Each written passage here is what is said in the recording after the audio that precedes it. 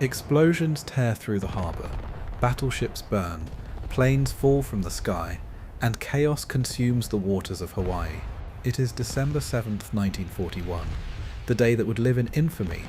In less than 2 hours, Pearl Harbor was transformed from a peaceful naval base into a nightmare of fire and destruction.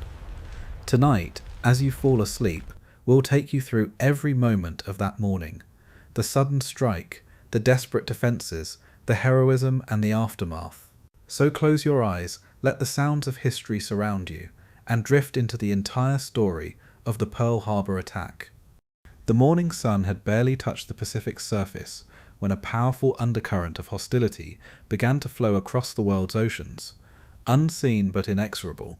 In the years before 1941, a growing animosity had developed between two major powers destined for a confrontation. Japan, an empire built on ambition and hardened by military expansion, looked beyond its borders toward a future of abundant resources and regional supremacy. The United States, a vast country with influence stretching from the Atlantic to the Pacific, stood as both a barrier and a competitor in this unfolding saga. The conflict was not accidental. It was the outcome of divergent destinies driven by profound forces of fear, pride, and mistrust. Japan had long aspired to a dominant position on the world stage.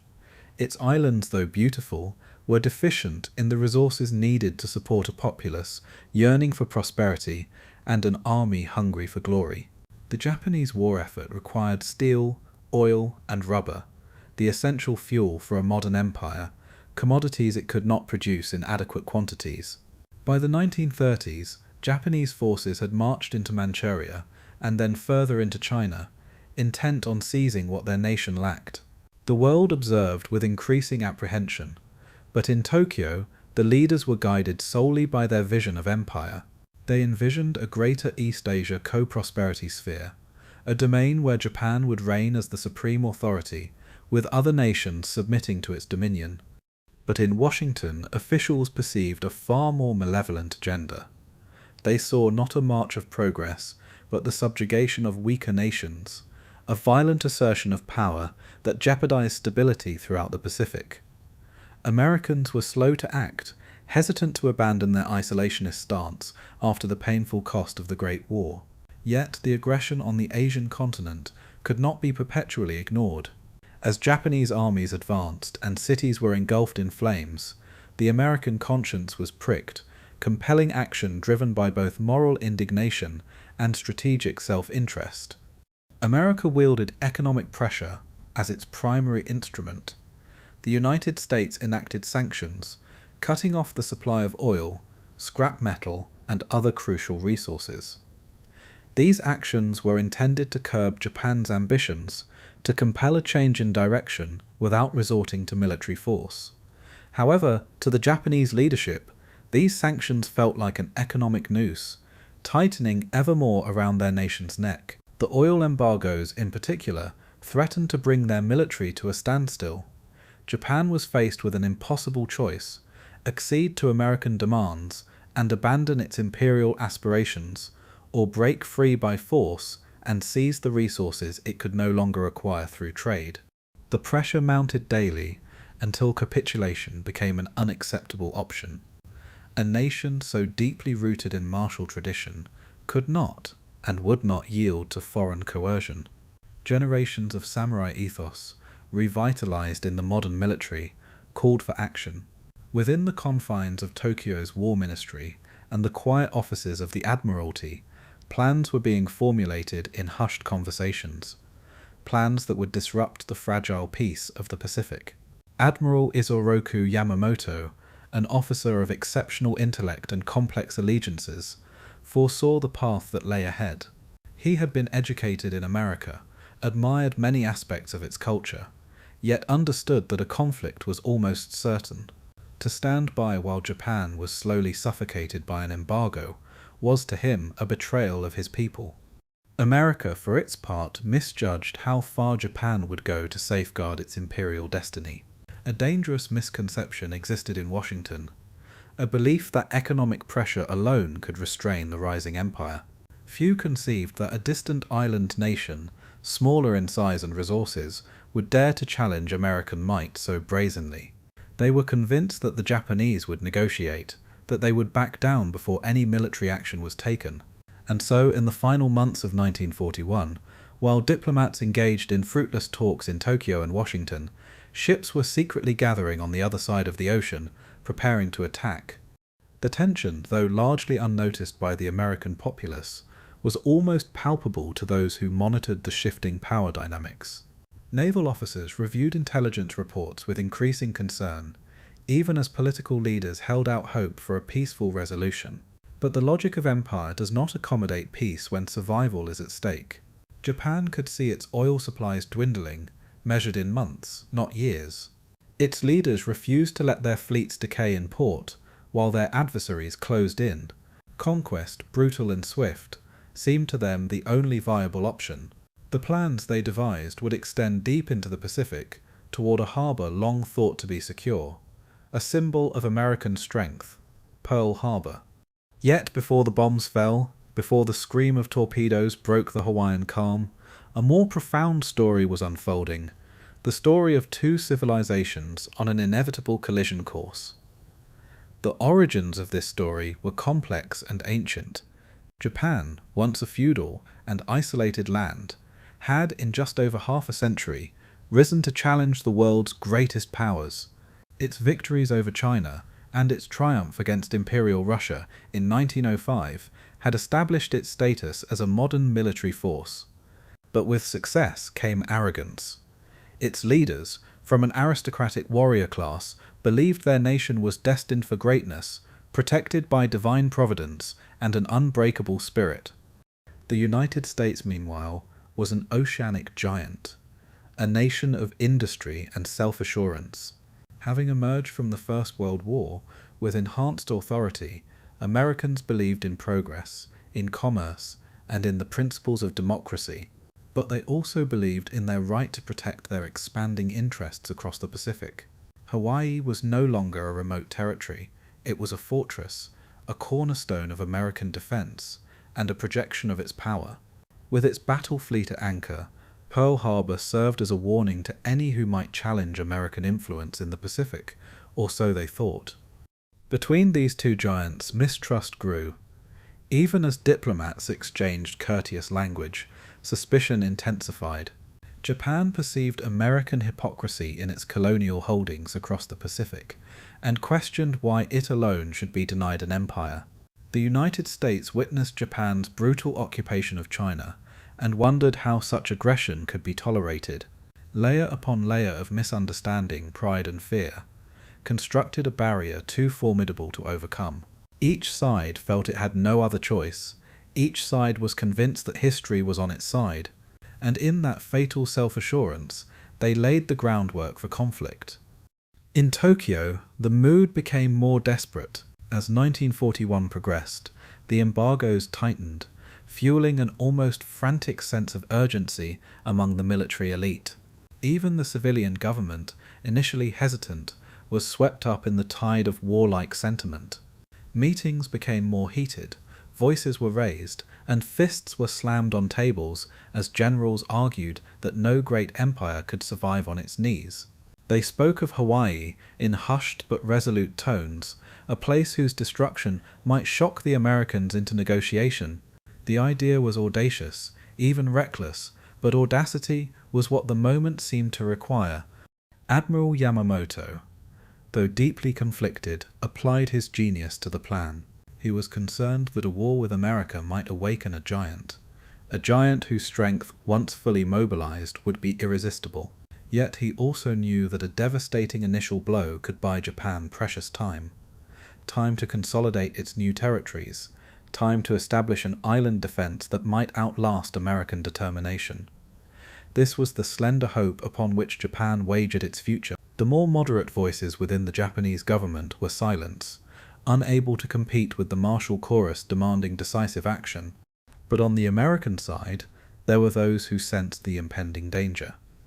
Intelligence officers monitored Japanese fleet movements, intercepted diplomatic communications, and struggled to decipher them. Warnings came from embassies, from travelers, and from rumors on distant shores. But human minds are susceptible to wishful thinking, and few could believe that Pearl Harbor itself, so far from Japan and theoretically so well defended, could become the opening act of a terrible war. Their focus shifted instead to the Philippines, to Guam, to other strategic points in the Pacific, where an attack seemed more plausible. This lack of foresight would have deadly consequences. As the final weeks of 1941 passed, American sailors went about their duties in Pearl Harbor, a paradise of palm trees and naval discipline. They enjoyed the nightlife of Honolulu, the warm surf and the simple pleasures of their liberty, with little awareness that history had a dagger aimed at their hearts. The war felt distant, almost an abstraction. They had read the newspapers about the embargoes and the negotiations, but few believed those headlines would materialize into a fiery death delivered by an unseen enemy on the horizon. In that deceptively gentle calm, the seeds of conflict had already taken root. The clash was no longer a question of if, but of when. Across the ocean, Japanese pilots studied models of American warships, memorized their flight paths, and recited the code words that would soon be broadcast over the radio. They were young men, filled with a sense of duty and the fervor of their imperial destiny, convinced they would be remembered as heroes. Their commanders had told them that America was decadent, soft, and unprepared. A single, precisely executed surprise attack would break its spirit. They were mistaken about America's spirit, but they did not yet know that. In their hearts they felt only the certainty of a cause that was greater than themselves. The path to Pearl Harbor, to the roar of engines and the flash of bombs, was paved by years of misunderstanding, by a complex history of ambition, trade, and fear. These were not monsters but men, drawn to war by forces that neither side could fully control. Step by step, embargo by embargo, word by word, they had walked into the abyss. It is easy, in retrospect, to wonder how it might have been avoided. If only there had been greater wisdom, greater patience, greater empathy. But nations are not so different from the men who lead them, and men are moved by pride as much as by reason, by myth as much as by fact. Japan could not tolerate the slow demise of its empire, and America could not tolerate a rising power challenging its position. Thus, the seeds of conflict blossomed into a terrible harvest. By November of 1941, there was still a glimmer of hope, a chance that negotiations might prevent the worst. Diplomats hurried between embassies, exchanging last-minute proposals, desperately seeking common ground. But every offer was too late.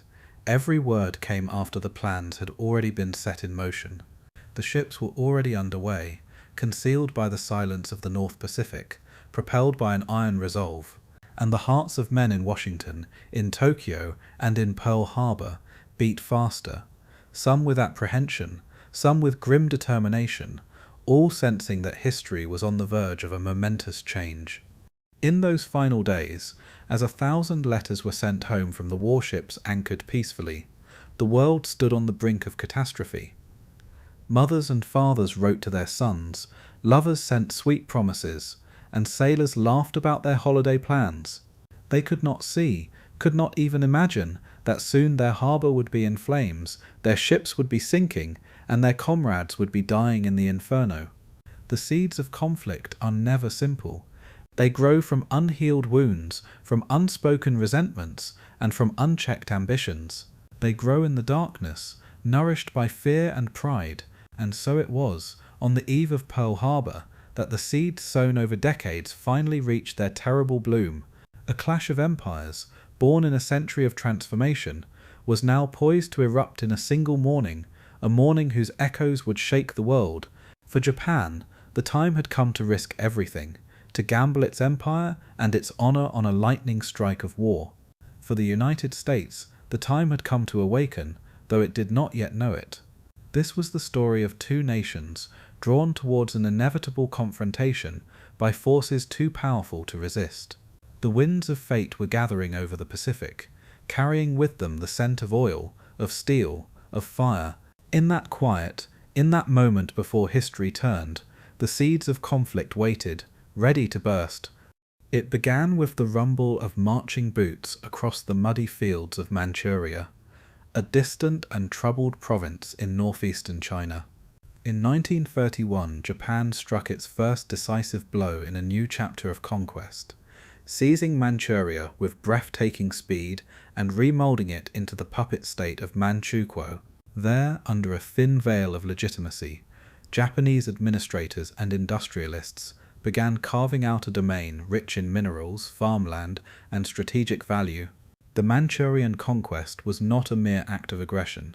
It was the first movement in a symphony of empire composed of iron and ambition, echoing far beyond the Asian continent. The Japanese military believed the survival of their nation depended on expansion. Surrounded by colonial empires, Britain in Hong Kong, France in Indochina, the Dutch in the East Indies, and America in the Philippines, Japan felt boxed in, suffocated by foreign powers who had seized Asia's riches for themselves. Why, its leaders demanded, should Japan alone be denied a place at the imperial table? The old samurai code, refashioned for the modern age, demanded nothing less than a glorious ascendance. By conquering Manchuria, Japan took its first step towards securing the resources it needed: iron for its factories, grain for its people, and coal for its railways. In Tokyo, nationalist politicians and military officers cheered the triumph.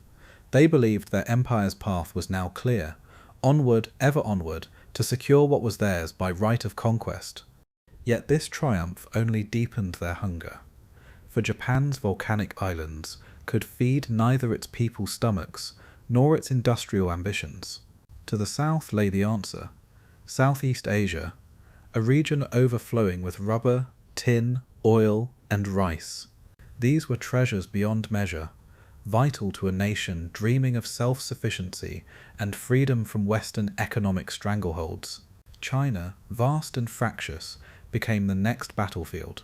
In 1937, Japan unleashed a brutal new offensive, pouring soldiers, tanks, and aircraft into the heart of the Middle Kingdom. They came with the steely conviction that China, disunited and weakened by decades of civil strife, could be crushed swiftly. But the Chinese people, though battered, refused to yield. What began as a campaign of lightning conquest soon devolved into a bloody, grinding war. Cities fell, rose again, and fell once more. At Nanjing, the Japanese army committed atrocities so monstrous that history still struggles to contain their horror. Innocent civilians were slaughtered in the tens of thousands, and women were violated in a frenzy of merciless violence. The Japanese commanders called it a victory, but the world called it a massacre.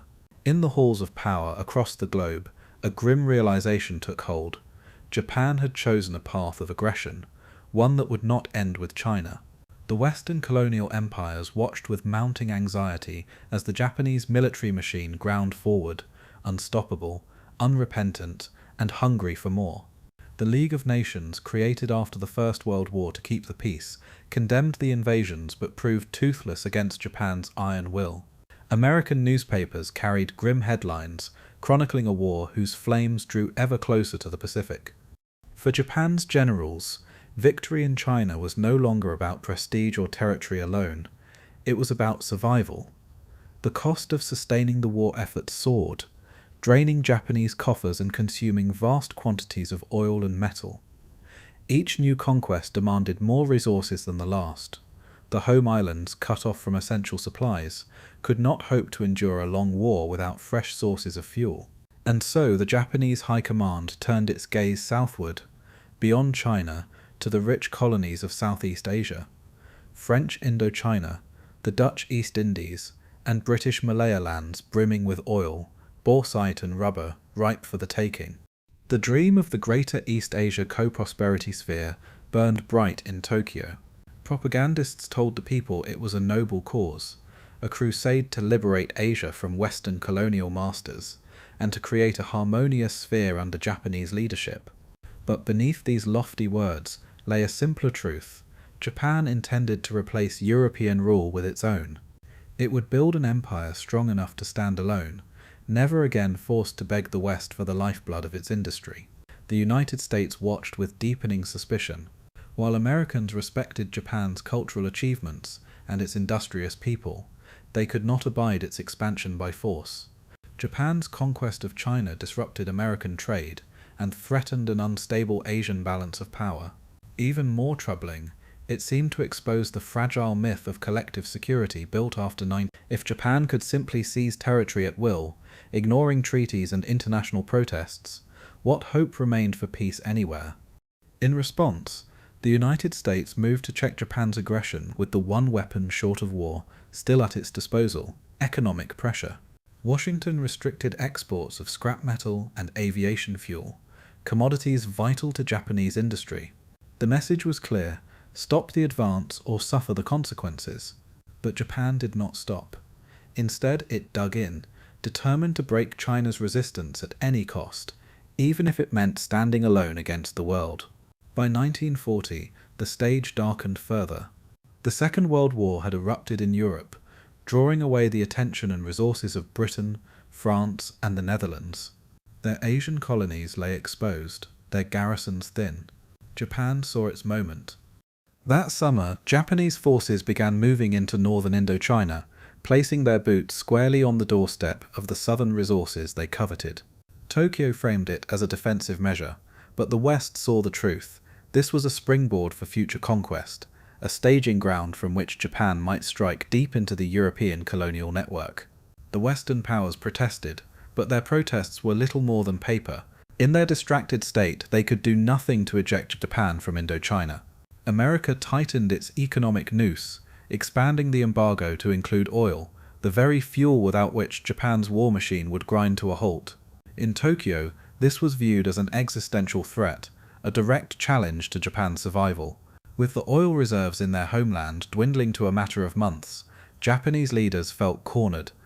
The question before them was stark and merciless: yield to American demands, withdraw from China, abandon years of sacrifice and blood, and accept the status of a lesser power, or fight and claim their place in history with steel and courage.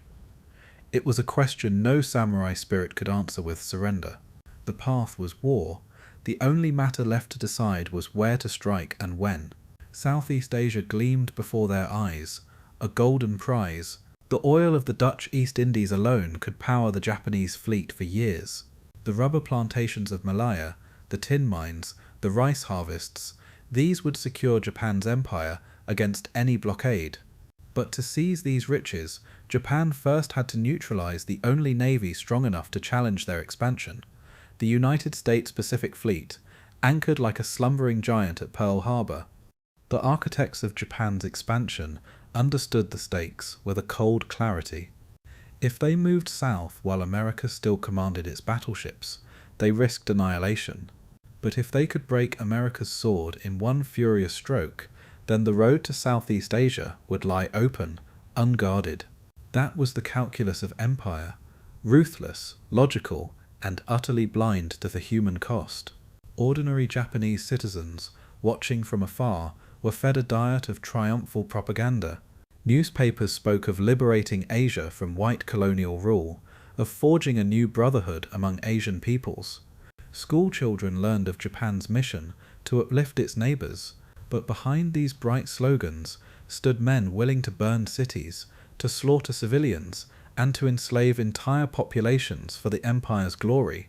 The co-prosperity sphere, they claimed, would bring harmony. In truth, it brought only conquest and subjugation. On the ground, Japanese soldiers fought a war of unimaginable brutality. Chinese civilians bore the heaviest burden, their homes reduced to ashes, their families shattered by the occupation. Resistance fighters, poorly armed yet fiercely determined, kept up their struggle despite impossible odds. Japan's military leaders answered with reprisals, executing prisoners and terrorizing villages, hoping to break the spirit of revolt.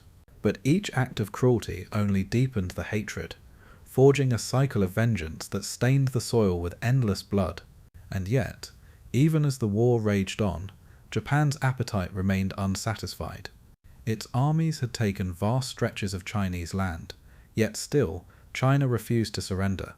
The front lines shifted constantly, devouring men and supplies in a grinding stalemate.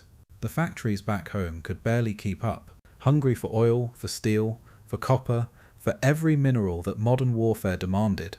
All eyes turned again and again to Southeast Asia, a glittering solution that lay just beyond their reach. In Washington, President Franklin Roosevelt and his advisors weighed their options. They did not wish to fight a war across two oceans, but they could not let Japan dominate the Asian mainland unchecked. The Philippines, a symbol of the American presence in the Pacific, stood vulnerable. Guam, Wake Island, Midway, these stepping stones were vital links in the American defense chain, but they were thinly garrisoned, their defenses incomplete. Roosevelt gambled that the embargoes might force Japan to rethink its path, to come to the negotiating table before it was too late. But Tokyo's answer was written not in words but in steel. Military leaders, convinced that time was running out, pushed for a decision. They feared that further delay would only allow America to grow stronger, to reinforce its positions and tighten the embargo's grip until Japan's empire withered and died.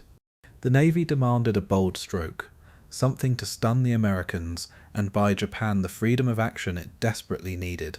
The Army, fixated on China, wanted secure supply lines from Southeast Asia. Their objectives aligned in one desperate gamble: destroy the Pacific Fleet, seize the southern resources, and build a fortress empire before the United States could recover. The logic was cruelly simple. To the men in Tokyo, the fate of millions was a calculation, a line on a map, a timetable of ships and planes. Pearl Harbor became the key. Strike there and the path would open. Strike there and Japan might stand unchallenged long enough to entrench its gains. No alternative seemed acceptable. Pride, fear, and ambition had fused into a single blade, poised to fall. And so, through the autumn of 1941, the drums of war beat louder. Merchant ships began to vanish from the harbours, requisitioned for military use. Soldiers boarded transports in the dead of night. Pilots trained with wooden bombs, studying their targets with a monastic precision across the inland sea. The steel decks rattled with the sound of engines running up for war. The Japanese people were told only that their nation's destiny would soon be decided. Few could imagine the scale of the coming storm. In the crowded Tokyo streets, families bought their winter coats and rice, prepared for rationing, and whispered rumours of war. The children rehearsed their air raid drills while the factory workers toiled under banners, proclaiming their loyalty to the emperor. There was a sense of awe, a sense of dread, as if the nation itself were holding its breath, waiting for the hammer to fall. Across the Pacific, the Americans watched with weary eyes. Reports of Japanese troop movements had reached Washington, but they seemed too vast, too reckless to be believed. Surely it was thought, no nation could risk a war against the United States, Britain, and the Dutch all at once. The diplomats clung to their hope, wiring their messages back and forth with a feverish urgency, trying to prevent a catastrophe that no one truly wanted.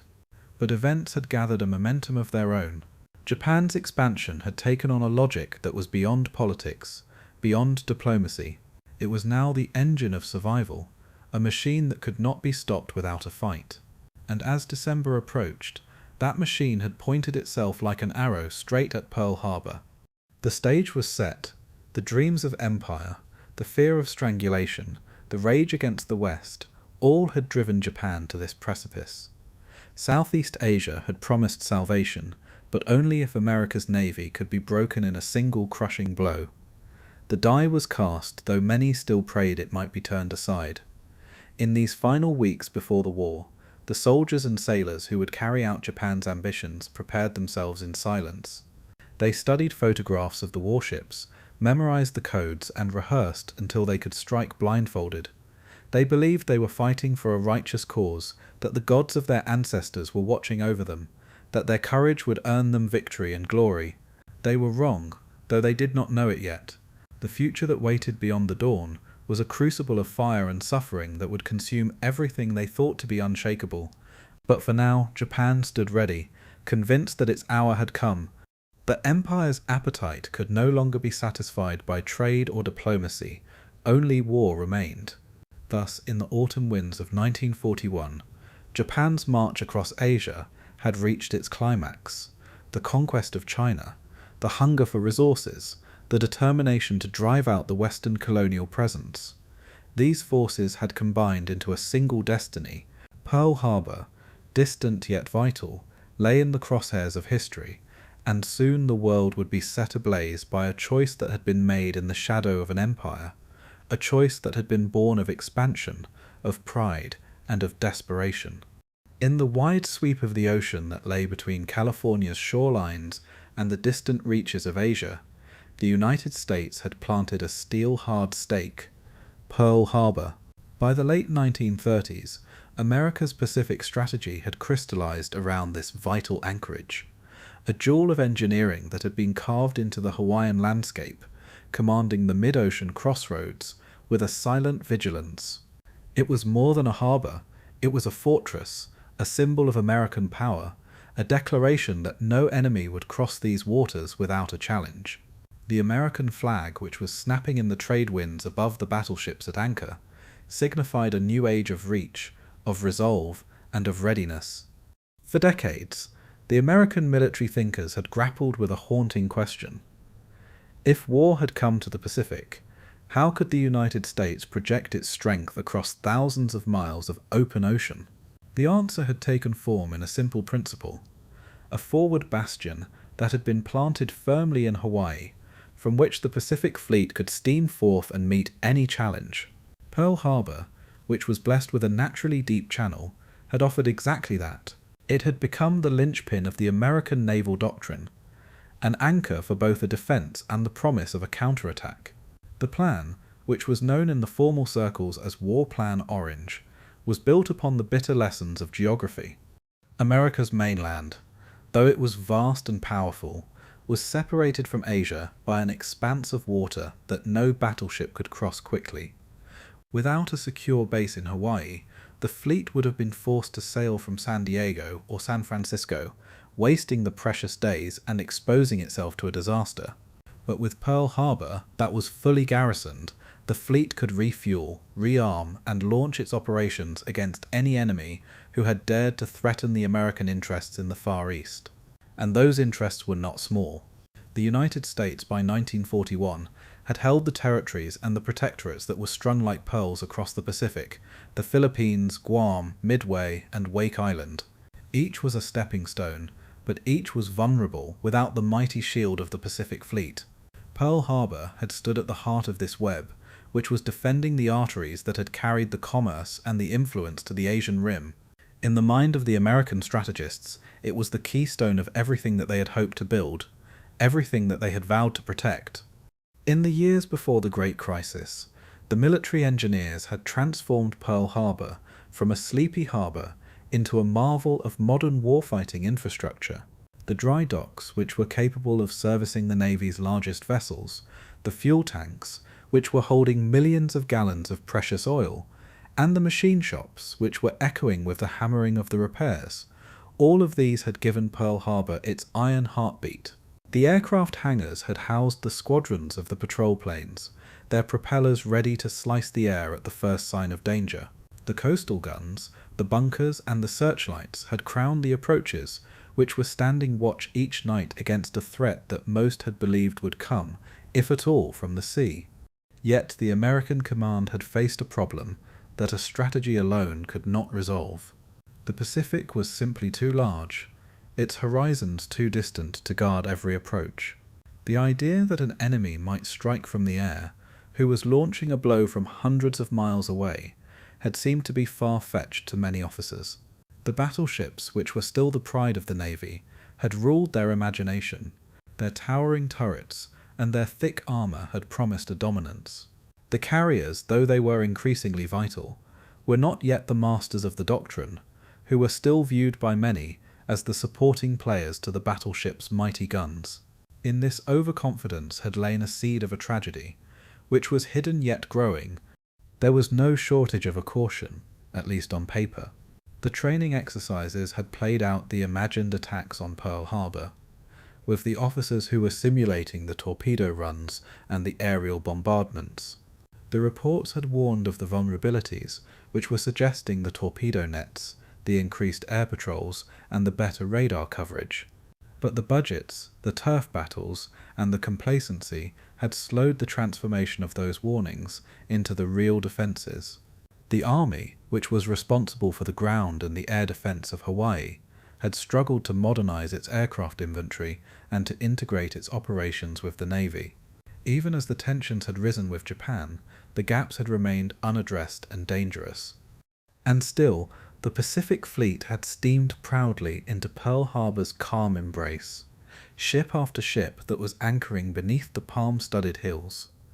The battleships Arizona, Oklahoma, and West Virginia, the names that would soon burn themselves into history, had stood in a tight formation along Battleship Row, their hulls gleaming, their crews confident.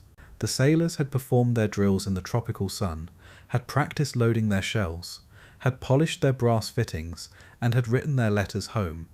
They had trusted in the doctrine that the Pacific was America's ocean, that no foe would dare to challenge its might so close to home. For the people of Hawaii, the Navy's presence had brought both a reassurance and a prosperity. Honolulu had bustled with the servicemen on their shore leave, who were filling the bars and the dance halls, who were mixing with the civilians in a uniquely American Pacific blend of the cultures. The local businesses had thrived, who were selling everything from the uniforms to the fresh pineapples, while the military families had built their lives around the bases, who were raising their children in the shade of the battleships. There was a laughter, a music, a romance, a normalcy that was all the more precious for the storm that none could yet see on the horizon. Behind this peaceful veneer, the American planners had known that their Pacific strategy had depended on more than a steel and a courage. It had demanded the will to act, to hold the line against an aggression. That will had been tested before in the Great War. But in 1941, the nation's mood was torn, and isolationism had still gripped many hearts, a bitter aftertaste of the trenches and the lost sons in France. The politicians had debated how much to commit, how far to reach, and how loudly to warn Japan of the consequences of a further expansion. President Roosevelt had walked a narrow path, who was seeking to prepare without provoking, to deter without igniting a war that he still had hoped to avoid. As the summer of 1941 had given way to the autumn, the changes had come quickly. The tensions with Japan had escalated, and the Pacific Fleet was ordered to remain at Pearl Harbor rather than to return to the West Coast. This decision, which was controversial even among the senior officers, was meant to project a strength, to reassure the Allies from Manila to London that America stood ready to defend the Pacific. But to some, it had felt like placing all their eggs in a single vulnerable basket. Should the fleet be caught off guard, the consequences would be catastrophic. Pearl Harbor, though it was bristling with the ships and the sailors, was in many ways a fortress in name alone. The radar sets, which had been newly installed, had offered a chance to spot the approaching attackers, but their operators were inexperienced, and their equipment was still prone to a failure. The anti-aircraft batteries had dotted the shoreline, but the ammunition drills had lagged. The coordination was spotty, and a confidence had bred a dangerous complacency. The war plans had assumed that an attack would come with a warning, with the weeks of a rising tension, and with a clash of the armies that were far away before any blow had fallen on Hawaii itself. This sense of an invulnerability was not born of an ignorance alone. The geography of the Pacific, which was so immense, so empty, had given the Americans a false sense of a security. Who, after all, could cross such waters in a secret? The fleet commanders had believed that any enemy fleet would be spotted days before its arrival, would be tracked by the submarines or the scout planes, and would be intercepted long before they had reached Hawaii's shores. They had not accounted for the silent approach of the aircraft carriers that were sailing under a radio silence, who were slipping across the sea like the wraiths. Yet there were the voices of a warning. The intelligence officers had tracked the Japanese movements with a mounting alarm. The analysts had pointed to the pattern of an aggression on the Asian mainland, to the steady build-up of the ships and the planes, and to the coded messages that had hinted at something vast and terrible in the making. The exercises had shown how easily Pearl Harbor could be struck from the air, but the lessons had gone unheeded. A fear had clashed with a routine, and a routine had won. As the final months of 1941 had ticked away, The Pacific Fleet sailors had gone about their duties, their ships at rest, their minds on the coming holidays. The football games, the band concerts, and the Christmas parties, all were planned with a cheerful certainty that tomorrow would come just like today. They had trained hard, to be sure, and the battleships had gleamed with a readiness, but their training was for a war of a tradition, a battleship against a battleship, a broadside against a broadside, in the clear blue ocean. An attack by the planes that had been launched from the carriers that were hundreds of miles away, in a dawn strike with no declaration, was unthinkable to most. And so Pearl Harbor had slept, which was guarded but unprepared, which was strong yet vulnerable. The very concentration of the American power in its waters, which was meant to deter an aggression, had become a tempting target. Japan's planners had seen that with a frightening clarity. If they could shatter the Pacific Fleet in its own harbour, the road to Southeast Asia would lie open, unchallenged. No rescue force could assemble in time, and no counterattack could be launched before Japan had secured the oil and the rubber that it so desperately needed. Pearl Harbor, then, was a beacon of a hope and a point of a fatal weakness all at once. Its dry docks, its fuel reserves, and its proud warships, these were the backbone of the American power in the Pacific, but also its Achilles heel. The American public, who was far away on the mainland, had taken a comfort in the images of the battleships that were steaming past Diamond Head, who were believing that those steel giants could keep a war at bay. They had not seen the shadows that were gathering, the plans that were forming in Tokyo, and the carriers that were sliding silently into a formation beyond the horizon. Among the officers who were stationed at Pearl, there was a debate. Some had argued for the tighter patrols, for the more aggressive reconnaissance, and for the radar drills that were run daily rather than weekly. Others had felt that the threat was overstated, that Japan would never risk such a bold move, with the American industry that was poised to outbuild and to outlast any aggressor. In the endless meetings and the briefings, the doubts had risen and had fallen like the tides, but the decisions had come slowly. The world, which had so newly emerged from one great war, had seemed to be unwilling to believe that another could begin with such a violence, with such a treachery. Yet history cares nothing for the human hopes. The Pacific strategy, which was strong on paper, had rested on the assumption that Japan would respect the balance of a power, would yield before a force was used. The diplomats had still believed that a reason might prevail, that Japan might back down once its economy had felt the sting. They could not know, or would not accept, that Tokyo had already chosen a war, and that its admirals had plotted a strike of a breathtaking audacity. In the final weeks before the attack, Pearl Harbor had pulsed with the life of a great military base, the drills, the ship maintenance, the loading of the supplies, and the training flights. The pilots had practiced their gunnery over the sparkling blue sea. The sailors had cleaned their vessels until they had shone like the floating fortresses. The officers had refined their battle plans for a war that they still had imagined would begin somewhere far away, some day in the future. Few had grasped that the opening blow would land in their own harbour, on a Sunday morning, with the sun that was rising over Oahu. And so, as December 7th had approached, America's Pacific strategy had stood balanced between a confidence and a vulnerability. Its architects had believed that they had built an unbreakable shield, which was rooted in a geography, which was reinforced by a steel, and which was commanded by the brave men. They could not see that their very confidence would be their undoing. The battleships were lined up like the prizes in a row, the planes were parked wingtip to wingtip, and the torpedoes were stored in the neat racks. All were ready for the war that they had expected, and were helpless before the war that was truly coming. The Pacific Fleet, whose thunder was meant to protect America's interests across half the world, had been gathered into one harbour, under one flag, as if it were daring any enemy to strike. Japan would take that dare, and when they had done so they would tear open the illusion of an American invincibility in a single morning, who were sending a fire and a steel that were crashing down upon the ships whose crews had trusted in the promise that Pearl Harbor was unassailable. The story of Pearl Harbor before 1941 is the story of a strategy that has been built on a reason and a tradition, on a faith in the battleships, and on a belief in a deterrence. It is a story of the men who had trained and had planned, who had served with a pride and who had believed that America's power could keep a war far from their shores.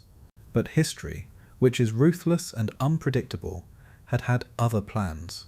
The calm waters of the harbour, which had been so carefully defended against the battles of the past, would become a killing ground for a new age of a warfare, a place where the old doctrines would die in the flames and a new chapter of an American resolve would be written in a blood. In those quiet days before the onslaught, the Pacific Fleet had looked magnificent. Its battleships, its carriers, its destroyers and its submarines had represented the generations of an American industry and a sacrifice, all of which had been forged to defend a nation that had known a peace for too long. And while their guns were polished and their engines were well oiled, their minds were still turned toward the familiar, the known, and the comfortable. Soon they would wake to a world that was utterly changed.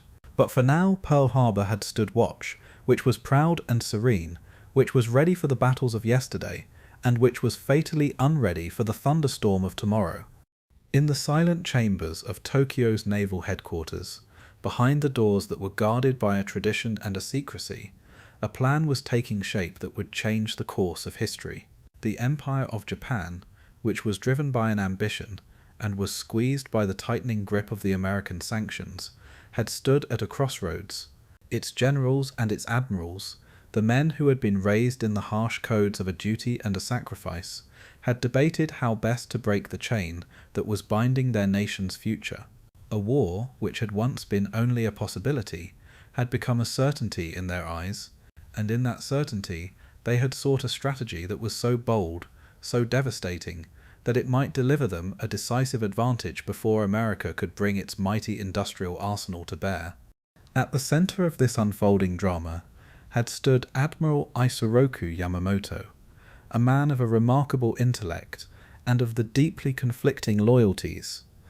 Yamamoto had studied in America, had walked its streets, had spoken its language, and had even admired its technological achievements.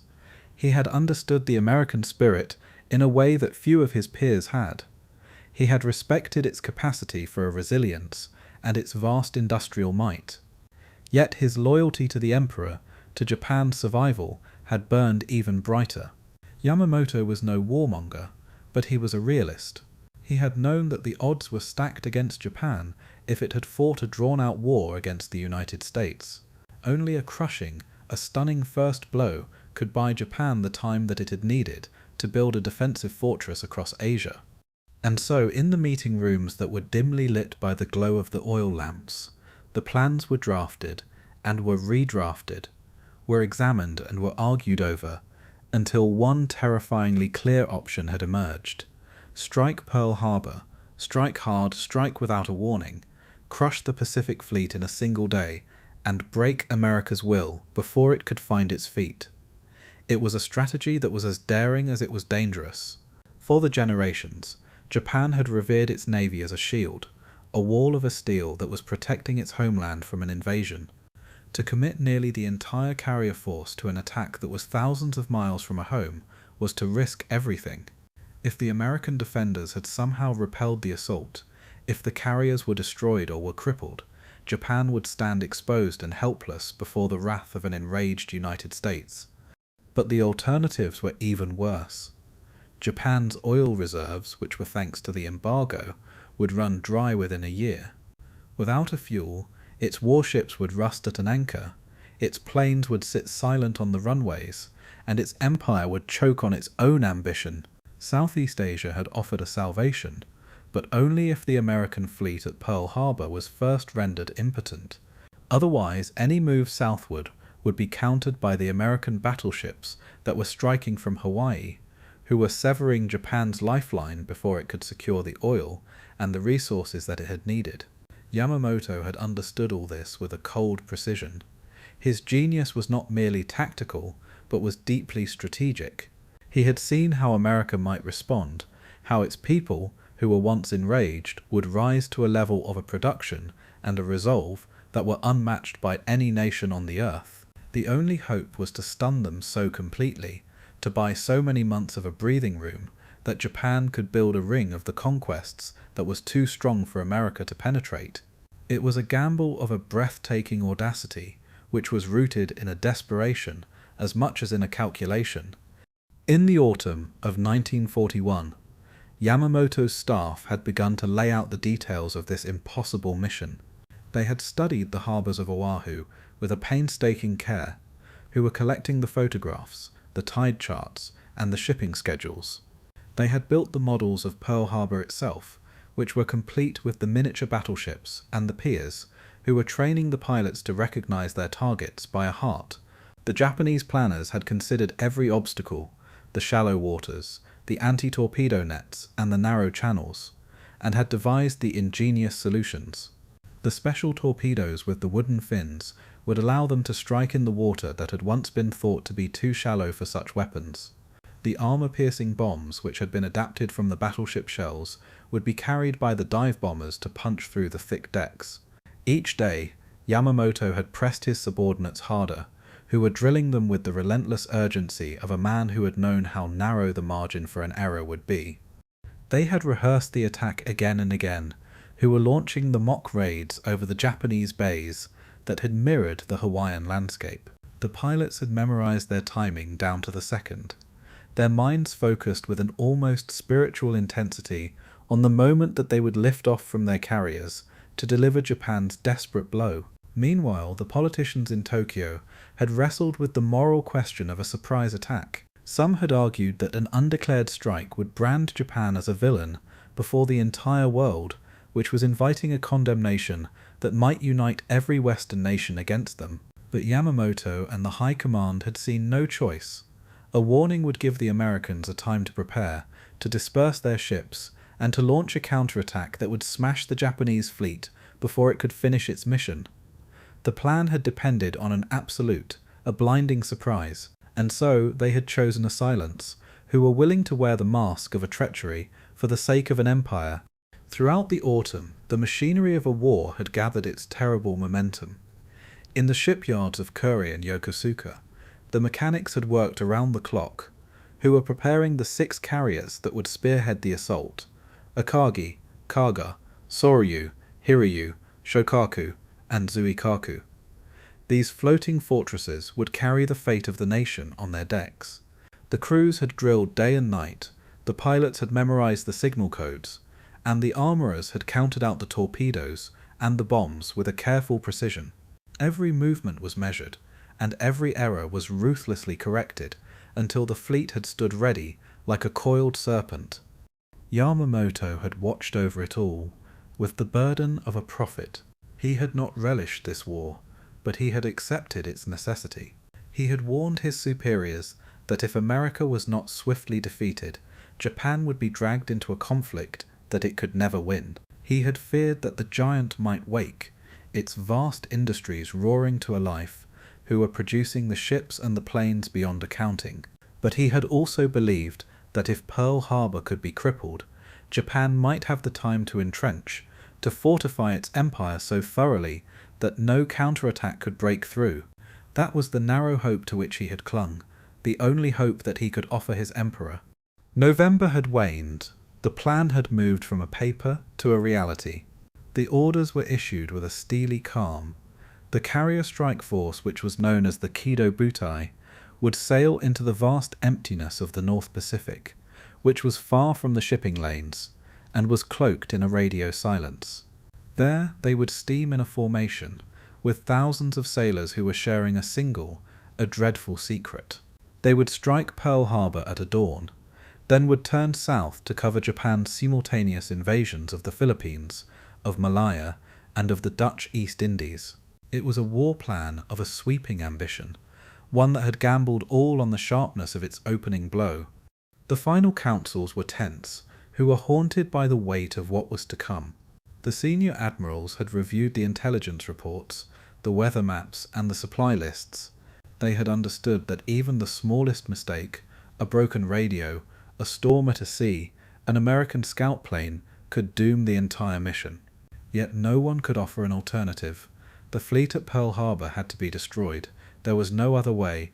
Meanwhile, in the Emperor's palace, which was far removed from the diesel fumes and the clang of the bombs that were being loaded onto the carriers, The fate of the millions had hung on the whispered words. Hirohito, a monarch who was bound by an ancient ritual, yet was struggling with the burden of a modern war, had listened to his generals with the solemn eyes. There were the moments of a hesitation, of a searching for another path, but no path had emerged. The decision to strike was carried forward by the iron logic of a survival, and by a belief that a destiny had demanded an action, however terrible. On November 26, 1941, the Kido Butai had slipped out of the Japanese waters under a moonless sky, its hulls cutting through the cold Pacific swells with a deadly purpose. Their crews were under the strict orders: maintain a total radio silence, avoid a detection at all costs, and steam relentlessly toward Hawaii. The officers had reminded their men that they had carried the hopes of an empire on their shoulders, that their success would decide the fate of Japan for the generations. Among the pilots, a quiet resolve had settled. They had trained beyond an exhaustion, and now they would write their names in a history with a fire and a steel. Admiral Chuichi Nagumo, the commander of the carrier force, had borne the immediate burden of an execution. A cautious officer by nature, Nagumo had had the misgivings about attacking Pearl Harbor without a formal declaration of a war. But he could not deny the brilliance of Yamamoto's plan. He would carry out the orders to the letter, who was trusting that the boldness of the attack would buy Japan a future that was free from a Western domination. As the fleet had moved eastward, the men had read the letters from a home, had polished their planes, and had prayed to their ancestors. There was a fear, yes, a fear of a death, of a failure, of leaving their homeland defenseless if they had fallen. But there was also a pride, a warrior's pride, which was woven through the centuries of a Bushido tradition. They had been chosen for this task because they were the best, and they would not fail. Across the ocean, Pearl Harbor had continued its routines in a serene ignorance. The battleships had ridden quietly at an anchor, their crews thinking of a Christmas and of the families back home. The patrol planes had flown the lazy circuits, and the radar screens had flickered in the night, but no alarms were raised.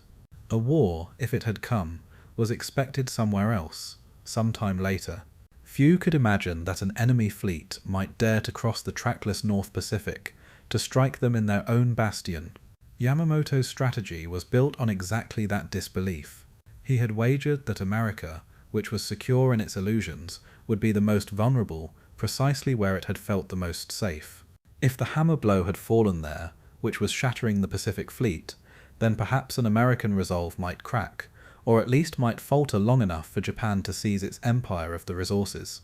The gamble was breathtaking, even monstrous, but to Yamamoto it was the only move that was left on the chessboard.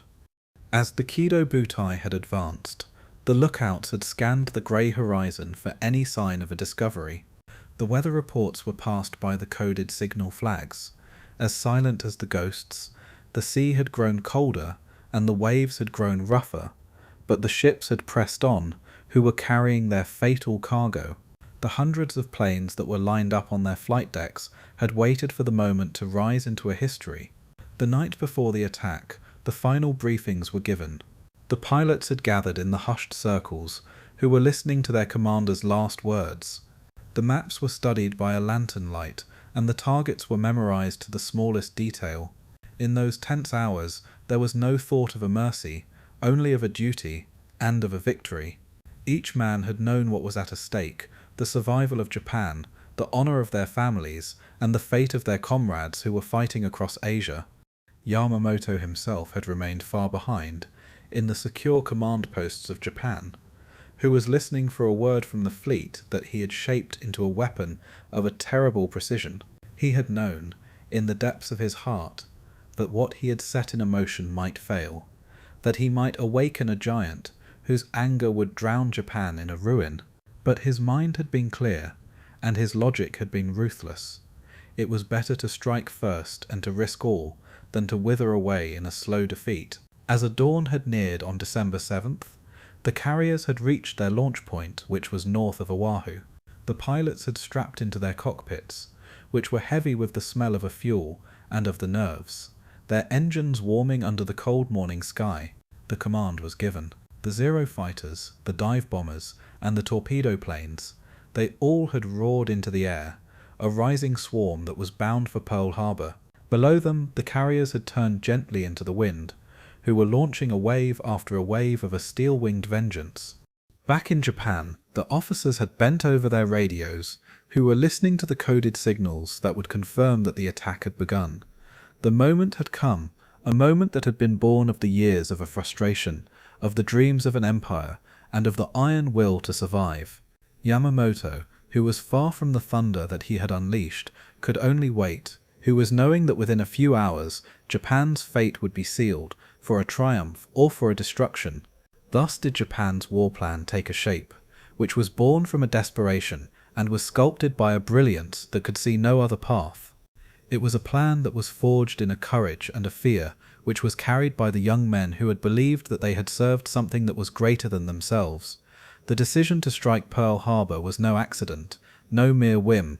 It was the product of a nation that was cornered, of an empire that was convinced that it could not survive without a conquering or a being crushed. In that quiet before the flames, the Kido Butai had advanced, unseen, and the world, which was still dreaming of a peace, had stood on the edge of an abyss. The pieces were in a place, the players were ready, and history itself had held its breath, which was waiting for the first bomb to fall. In the cryptic shadows of a war, where the codes and the ciphers had battled for a supremacy, the United States had forged a quiet, a potent weapon. The American codebreakers, who were working in the hidden rooms behind the locked doors, had made the remarkable strides in penetrating the Japanese diplomatic transmissions. They had built their own fragile bridge into the enemy's intentions, who were listening to the secrets that were carried across the Pacific on the pulses of a radio static. This code-breaking effort, which was known by the code name Magic, had revealed many things, but tragically not enough to avert the coming disaster. Throughout 1941, the intercepts of the Japanese diplomatic traffic had showed an unmistakable hardening of a policy. In Tokyo, the messages had described the negotiations as a charade, a smokescreen to buy a time. The fragments had spoken of the deadlines, of a resolve, and of a willingness to break the diplomatic mask. The Americans had read these with a growing alarm, who were understanding that a peace was slipping through their fingers. Yet the language had remained maddeningly vague, which was hinting at a blow to come, but was never quite revealing where or when it would land. Within these coded messages was a portrait of a nation that was straining at its leash, which was unwilling to accept the American demands for a withdrawal from a China and an Indochina. The Japanese envoys in Washington, who were kept in the dark about the war plans, had begged Tokyo for a guidance as the negotiations with the Secretary of State Hull had dragged on. In a truth, the fate of a peace was already sealed. The Kido Butai had sailed, and the countdown to a war had begun. Still, the Americans, who were even reading their enemies' most private words, could not guess the precise target of Japan's fury. The intelligence picture was a puzzle that was scattered across many desks, which was fractured by a bureaucracy, and was divided by the responsibilities. The Navy codebreakers had tracked the fleet movements, the Army analysts had reviewed the diplomatic chatter, and the commanders at Pearl Harbor had relied on their own spotty reconnaissance. But no single mind had gathered the strands together, and no one voice had risen to unite the fragments into a cry of an alarm. Each clue, on its own, had seemed to be too small to shatter the comforting illusion that America's Pacific bastion was secure. The warnings had arrived.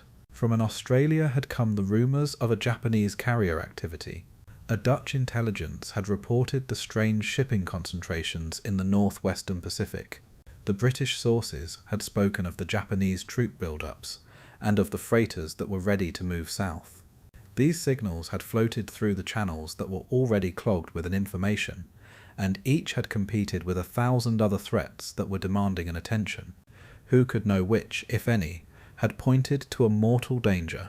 In Washington, the problem was compounded by the human failings. A culture of a rivalry had kept the precious information locked away. The Army and the Navy, who were jealously guarding their domains, had often failed to share the vital reports. The officers who were responsible for Pearl Harbor had trusted in their doctrine, who were convinced that their defences were sufficient. And in the hurried, the chaotic weeks of a late 1941, the sheer volume of a data had overwhelmed even the sharpest of the minds. Among the most telling of the clues was the infamous 14-part message, a Japanese diplomatic note that was scheduled to be delivered on December 7th, 1941, which was breaking the relations with the United States. The American codebreakers had decrypted it in the pieces, who were realizing its meaning only hours before the bombs had begun to fall. Even then, they had not known that Pearl Harbor was the intended victim. They had thought, quite logically, that an attack might strike the Philippines or the British possessions that were closer to Japan. A Hawaii had seemed to be too far, too bold, and too exposed for a Japanese assault. The military exercises had warned, on a paper at least, that Pearl Harbor was vulnerable to an air attack. The reports had sat in the file cabinets, which were noted and then were forgotten. Even as the Japanese reconnaissance planes had probed the harbor in the weeks before the strike, no alarm had rung loud enough to change the posture of its defenders. The radar systems, which were still new and untested, had stood ready but were untrusted.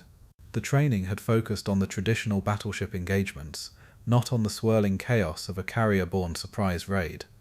And so, a pattern of a tragic blindness had settled across the Pacific.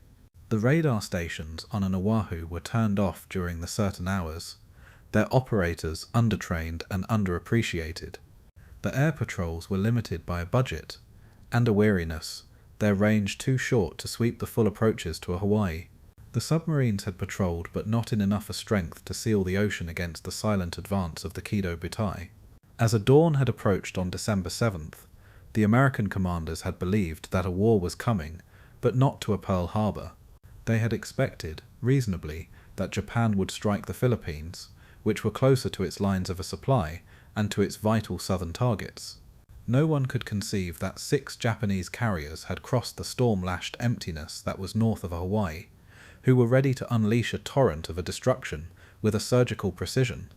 It is easy, in a hindsight, to see how the pieces might have fit together, but in those tense final days, the picture was clouded by the contradictions, by a noise, by a human pride, and by a routine.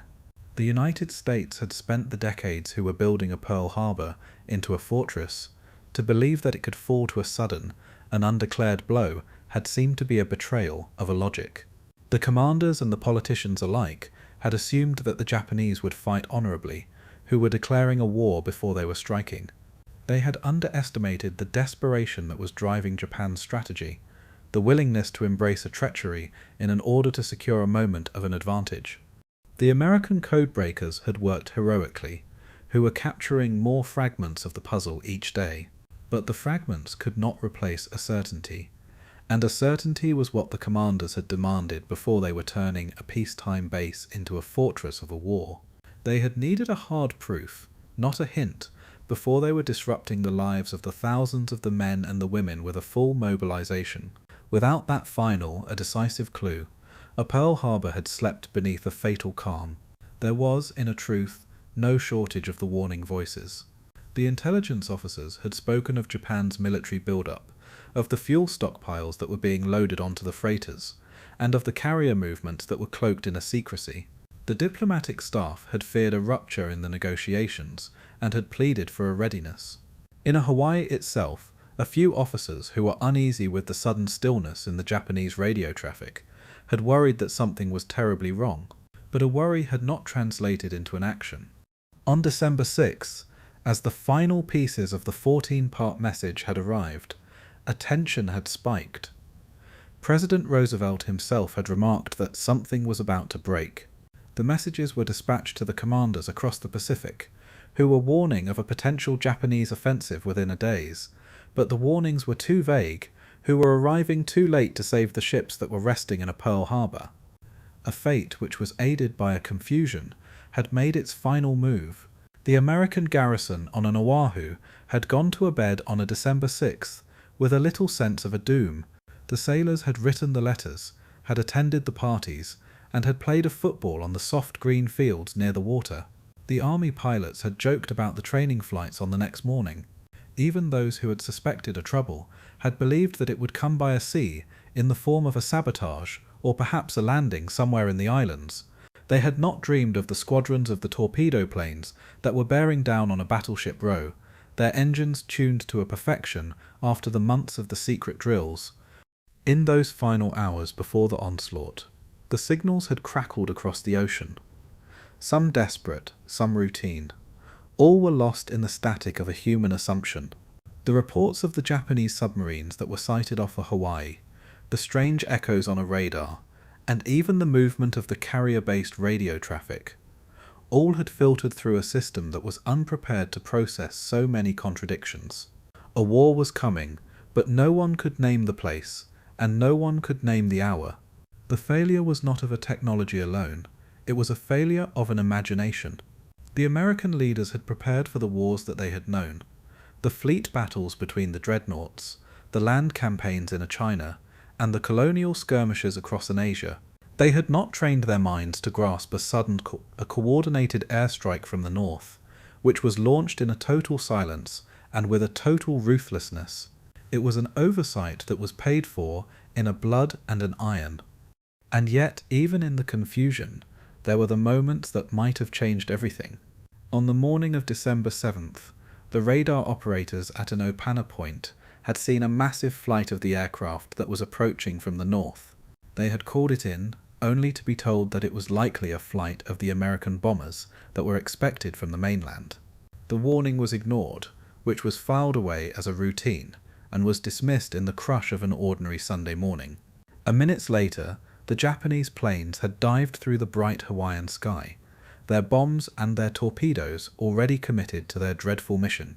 The codebreakers, the analysts and the spies, all of their labours had turned to a dust in the face of that roaring onslaught, and the men of a Pearl Harbor, who were caught between a sleep and a duty, had paid the price of every missed signal. Even in a Tokyo, there had been a fear that the Americans might discover their plan. Yamamoto himself had worried that one slip, one leak, one alert patrol might unravel his audacious gamble. But a fortune, or a fate, or a simple human frailty had kept the Kido Butai hidden until it was too late. The greatest carrier strike that the world had ever seen had arrived at its target, undetected, a ghostly spear that was driven straight into the heart of an American naval pride. In the days after the attack, the commissions would gather to comb through the wreckage of an American intelligence. They would examine every missed clue, every fragment of a radio chatter, every rumour and a report. A blame would be passed from one office to another, a bitter legacy of a confusion and a misjudgment. And the historians, for the generations, would debate how a nation that was so powerful, so well informed, could have been struck so completely unawares. But on that December morning, none of these inquiries had mattered. What had mattered was the terrible fact that the defenders of a Pearl Harbor had been surprised. Despite all of their power, despite all of their technology, despite all of the courage and the loyalty of their men, the Japanese strike force had slipped through the cracks, who were using the very confidence of their enemy as a weapon. In the aftermath, those who had survived the attack would remember the calm before the storm with a shudder. They would remember how the bugle calls had sounded like any other Sunday, how the smell of a breakfast had hung on the breeze, and how the laughter of the children had echoed from the base housing. They would remember how the warning signs, which were so clear in a hindsight, had seemed to be like a distant thunder, which was impossible to pin down, and was easy to dismiss. An intelligence is a fragile shield that is built on a trust, on an interpretation, and on the courage to act on what cannot always be proven. In 1941, that shield had failed. It had cracked beneath the weight of a routine and a disbelief, which was shattered by the audacity of an enemy who had refused to fight by the old rules. In that failure had lain a lesson that was written in a fire and a smoke, that a vigilance must be more than a plan on a paper, that an imagination is as vital as a weaponry, and that a peace is never so secure that it cannot be torn apart in a single morning. The men who had tried to warn, the men who had tried to listen, and the men who had tried to prepare, they were not the villains but were the humans who were caught in the terrible speed of a history. They had done what they could, and in many cases they had done it brilliantly, but the pattern was incomplete, and the consequence was a tragedy that would echo across the world. A Pearl Harbor had fallen because no one had quite believed that it could fall, and that, in the end, was the flaw that no codebreaker, no spy, no analyst could fully repair. The sun had risen over an Oahu on a December 7th, which was bathing the ships of a battleship row in a gold, even as the planes of the Kido Butai had roared closer, and in that blinding moment of a violence, every missed signal, every unheeded report, every broken chain of a command had come due, a debt that was paid in a blood, a chapter that was opened in a war that would reshape the destiny of the nations. In the vast tempestuous expanse of the Pacific Ocean, a ghostly armada had moved with a silent purpose. The 6 aircraft carriers Akagi, Kaga, Soryu, Hiryu, Shokaku, and Zuikaku had cut through the dark waves like the deadly leviathans, their hulls bearing the weight of a nation's hope and a desperation. This was the Kido Butai, the mobile force, a formidable striking force that had been meticulously assembled to deliver a blow of an unprecedented scale and an audacity. It was a fleet that was unlike any before it, the spearhead of a strategy that would change a naval warfare forever. At the helm of this fleet was Admiral Chuichi Nagumo, a seasoned commander who had borne the burden of executing one of the boldest operations in history. Nagumo was a man of a discipline and a caution. While he was aware of the stakes that were resting on his shoulders, he had understood the balance between an aggression and a prudence. For in this mission, any misstep could lead to a disaster. Yet he had accepted the weight of a command, who was steering his carriers through the loneliness of the ocean towards the distant shores of Hawaii, where their fate had awaited. The strike force was not composed of the carriers alone. It was a floating city of the warships, a complex ecosystem that was designed to support the carriers and to protect them from the unseen dangers. The battleships and the cruisers had sailed alongside, their massive guns ready to repel any surface threat. The destroyers had darted through the waves like the swift guardians, their torpedoes primed and their crews alert. The submarines had prowled ahead and behind, who were patrolling the depths, the eyes and the ears in the watery dark. Each vessel had had a role, and each sailor had had a purpose, who were bound together in the silent harmony of an impending battle. The air groups that were aboard the carriers were the true heart of the Kido Butai. Over 400 aircraft were packed onto the flight decks and the hangars, a breathtaking arsenal of the fighters, the dive bombers and the torpedo planes. The Mitsubishi A6M0 fighters, which were sleek and deadly, were the guardians of the skies, who were tasked with protecting the bombers and with seeking out the enemy aircraft. The Aichi D3A dive bombers, which were nicknamed Val, had carried the bombs that were capable of piercing the thick armour of the battleships, while the Nakajima B5N torpedo planes, the Kate, were loaded with the torpedoes that had been specially modified to operate in the shallow waters of a Pearl Harbor. Each pilot had trained relentlessly, who was mastering the art of a formation flying, of a precision bombing, and of the coordinated strikes. The crews had drilled the mechanics of a rapid deployment and a recovery until it had become an instinctual. They were the warriors of the air, who were bound by a camaraderie and by the solemn knowledge that their success would decide the fate of their homeland. In the tight spaces of the carriers, the men had moved with a practiced efficiency, who were loading an ordnance, who were checking an instruments, and who were readying an engines for the moment when they would launch into a history. Crossing the Pacific undetected was a feat of an extraordinary skill and a discipline. The fleet had maintained a strict radio silence, who was communicating only through the visual signals and the coded messages. Any stray transmission could have betrayed their position to the Allied listening posts that were scattered across the ocean. To avoid a detection, the fleet had chosen a northern route, who was sailing beyond the typical shipping lanes and was well beyond the range of most of the Allied patrol aircraft. They had navigated through the treacherous waters, who were battling the storms and the fatigue of the weeks at a sea, their resolve unwavering. The vastness of the ocean had worked in their favour. The immensity of the Pacific, its deep blue expanses that were stretching endlessly in every direction, had created a natural cloak. The fleet was a phantom amid the waves, its approach masked by a weather and a distance. The Japanese reconnaissance submarines and the scout planes, which had been sent ahead to gather an information, had reported no sign of the enemy forces that were blocking the way. The carriers had pressed on, their decks humming with the quiet energy of the men who were waiting to unleash their fury. The logistics behind such an operation were staggering. A fuel had to be conserved with an utmost care, and the supplies had been meticulously managed to sustain the crew through the long journey and the coming battle. The maintenance crews had laboured beneath the decks, who were ensuring that the engines, the weapons and the aircraft were in a peak condition. The tension among the sailors was palpable, a mix of the nerves and a determination which was heightened by the knowledge that there would be no turning back once the attack had begun. Admiral Nagumo's command decisions had shaped every moment. He had balanced the need for a surprise with the readiness of his force, who was ordering the practice drills while he was maintaining a tight security. His planning had encompassed not only the initial strike, but the contingency of a second wave, which was poised to exploit any damage that had been inflicted and to suppress the American defences.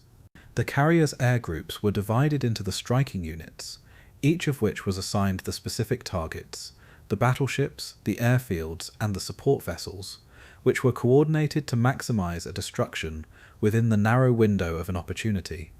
Among the men who were serving on these ships were the officers and the sailors who had understood the magnitude of their mission. They had witnessed Japan's imperial ambitions crystallise into a fierce determination to secure the resources and a regional dominance. They had known that the attack on Pearl Harbor was not merely a military operation, but was a desperate gamble, a hope to break the stalemate and to assert Japan's place in a world that was dominated by the Western powers. Yet amidst this resolve had lain an undercurrent of an apprehension. They were well aware that a failure could mean a ruin, and that a success could mean only a brief respite in an inevitable war of an attrition. As the fleet had neared the Hawaiian Islands, the air was thick with an anticipation. The lookouts had scanned the horizon with the sharp eyes, who were eager to catch the first glimpse of the target.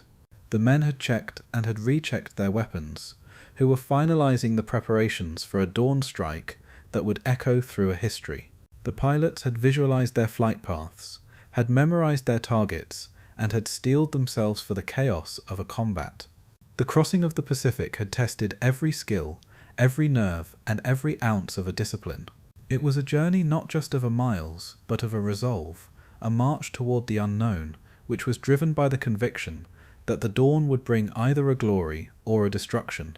The Kido Butai, which was hidden in the vastness of the ocean, had carried with it the fate of an empire that was poised on the edge of a war.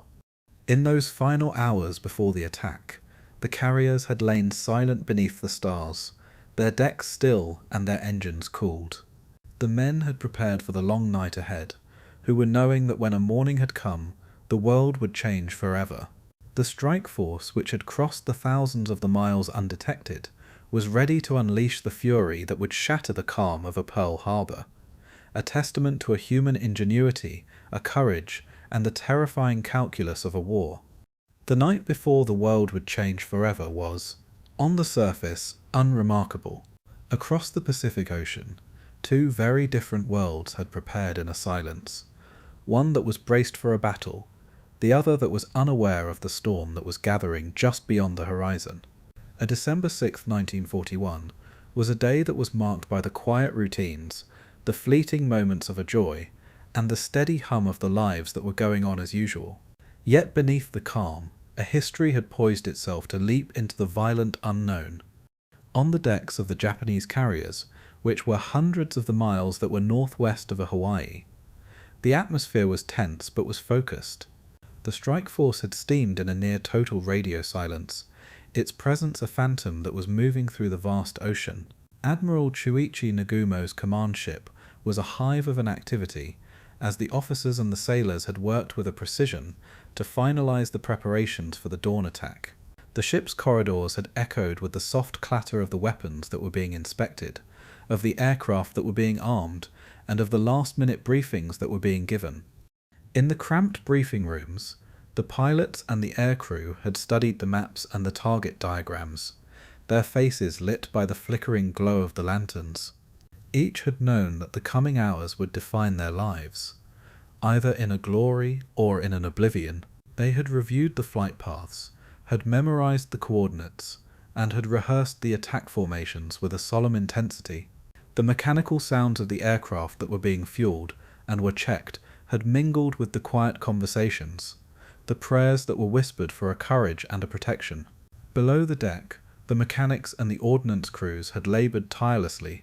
The bombs were carefully loaded onto the planes, and the torpedoes were fitted with the wooden fins to operate in the shallow waters of a Pearl Harbor. Every detail was scrutinized, and every bolt was tightened. The precision that was demanded by the mission was unforgiving. Any error could doom the entire strike. The tension among the men was palpable, a mix of a nervous anticipation and a stoic resolve. Meanwhile, Admiral Nagumo had reviewed the plans for the two waves of an attack, who was ensuring that every unit had known its role and its timing. The element of a surprise was paramount. The orders were strict: no radio transmissions except for the essential communications, and no actions that might betray their position. The carrier's crews had settled into an uneasy rest, many of whom were aware that a sleep might be their last before the battle had begun. Across the ocean, in the tropical calm of a Pearl Harbor, a life had moved in a stark contrast. The American military installation, a sprawling complex of the battleships, the airfields and the barracks, had buzzed with the usual Sunday rhythms. The sailors and the soldiers had sought a respite from the pressures of a world that was inching toward a war. The families had gathered in the base housing, the children had played on the sun-dappled lawns, and the scent of the home-cooked meals had drifted through the air. At a battleship row, the pride of the Pacific Fleet had lain moored in a peaceful slumber. The USS Arizona, the Oklahoma, and the Nevada, and the others had rested quietly at their berths, their massive steel hulls reflecting the late afternoon sun. The crews had performed a routine maintenance, had polished a brass, and had prepared for the morrow with a sense of a security that was born of the years of a tradition and a confidence. Few had imagined that these giants of a naval power would soon be the targets of a devastating aerial assault. The airfields of a Hickam and a Wheeler had bustled with a weekend activity. The pilots had taken the leisurely training flights who were practicing the maneuvers over the shimmering blue of the Pacific.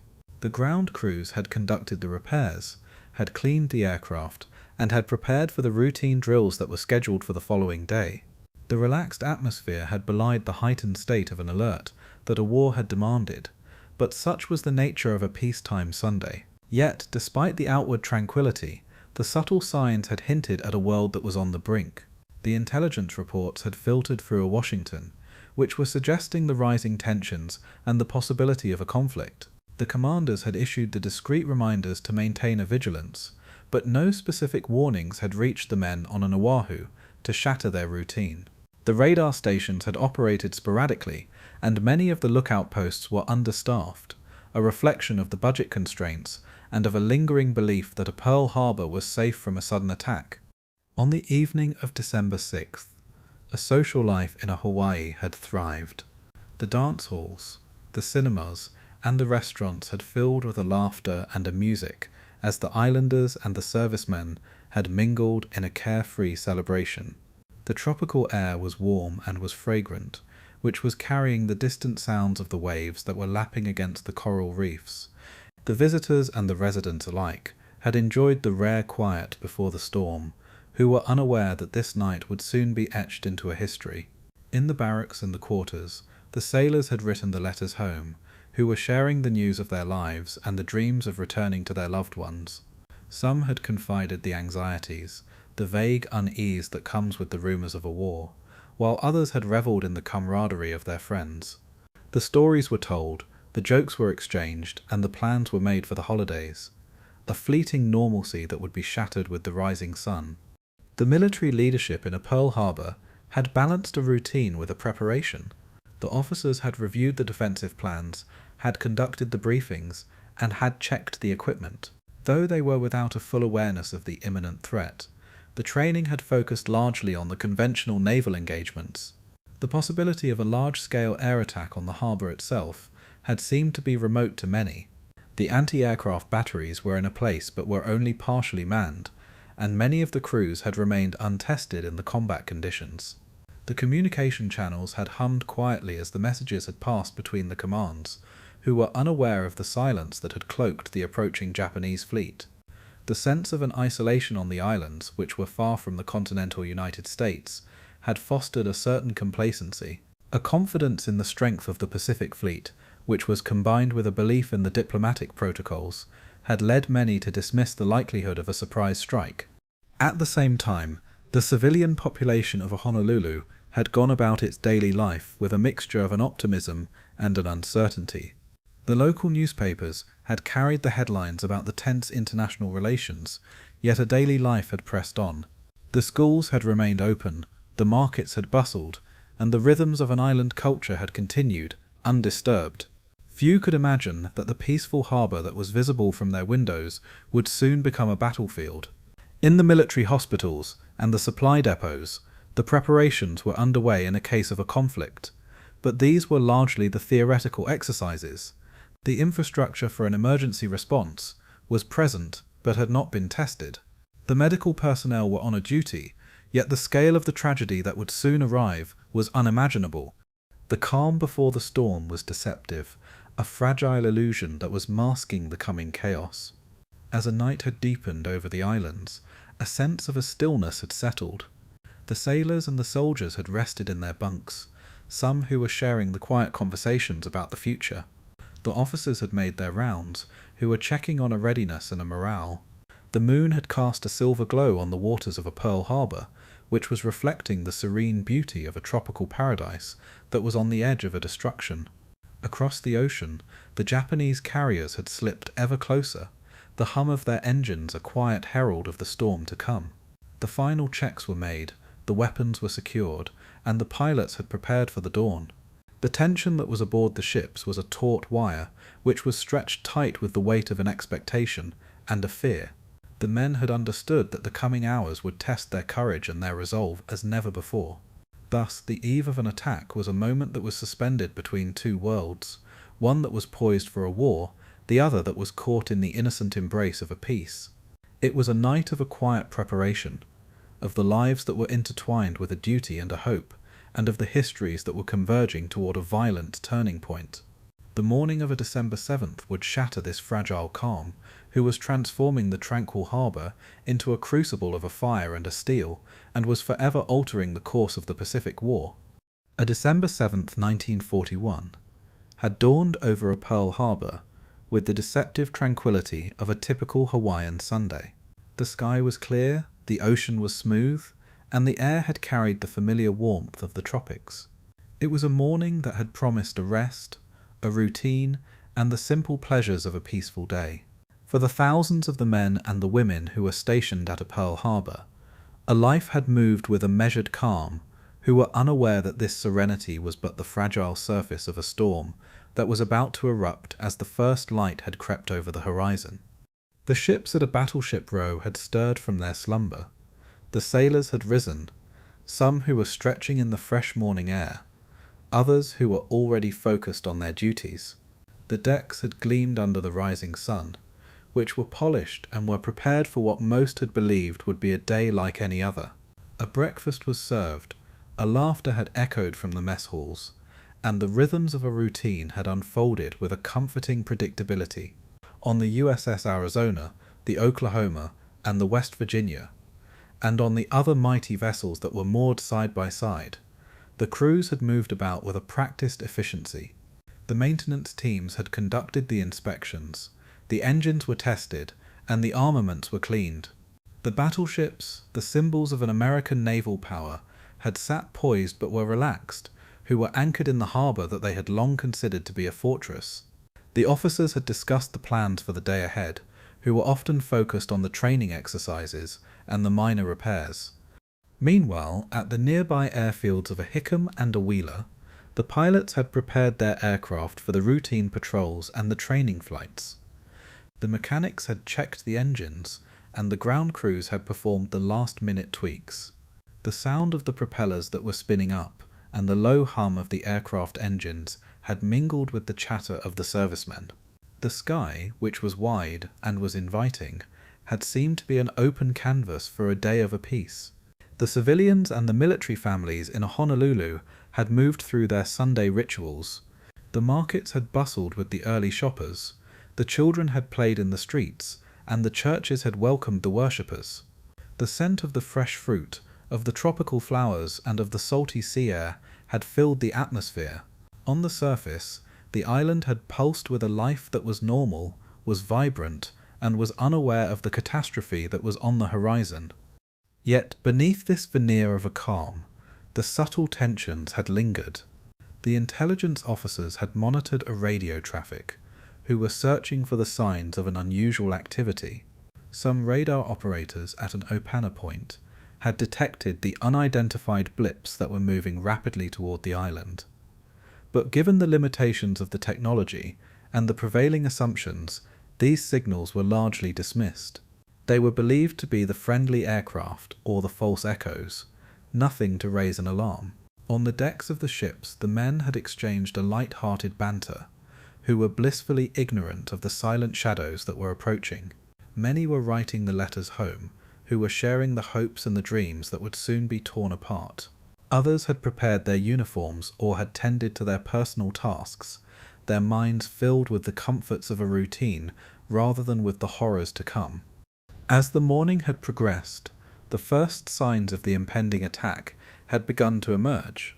At approximately 7:48 a.m., the radar operators had spotted a large formation of the aircraft that was approaching from the north. Despite this detection, a confusion and a miscommunication had led to the warnings being downplayed.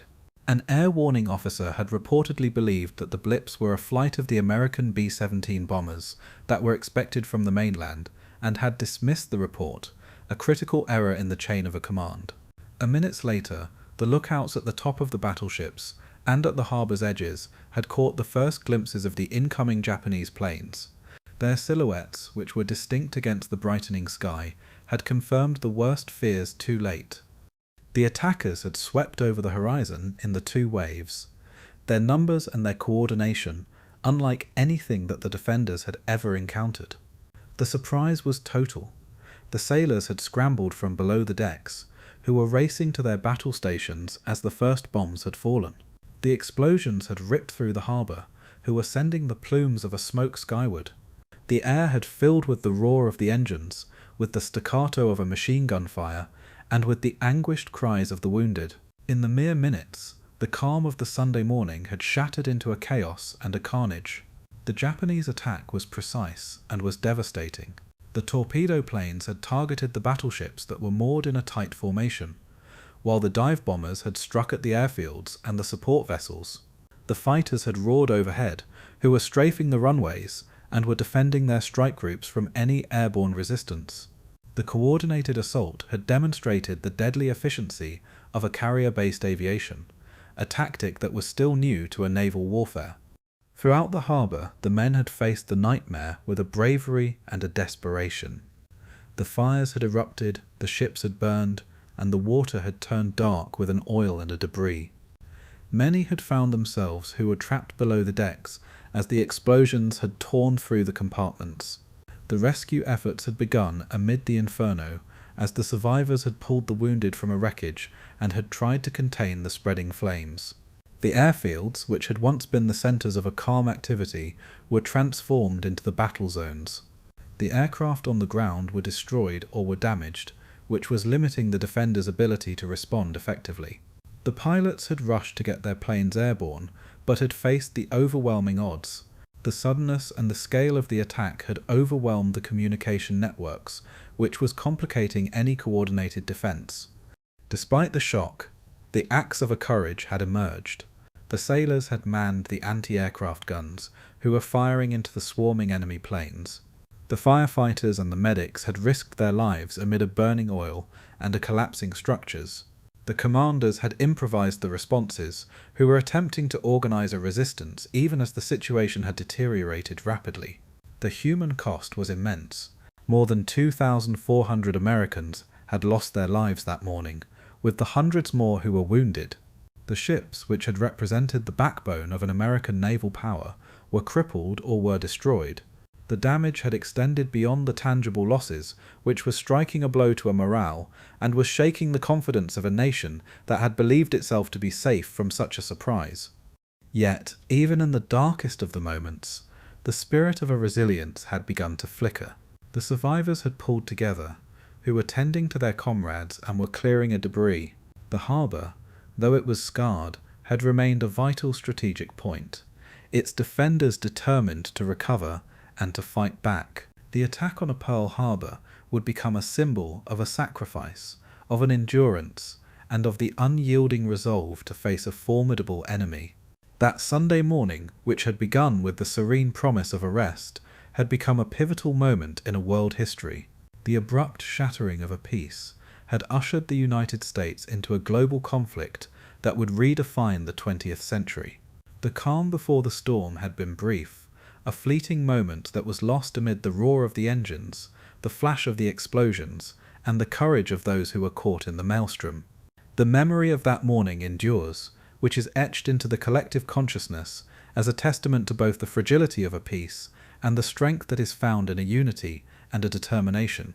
It serves as a solemn reminder that a history can turn in an instant, that the quietest of a dawn can give way to the loudest of the battles, and that a courage often arises when it is least expected, in the face of the overwhelming odds.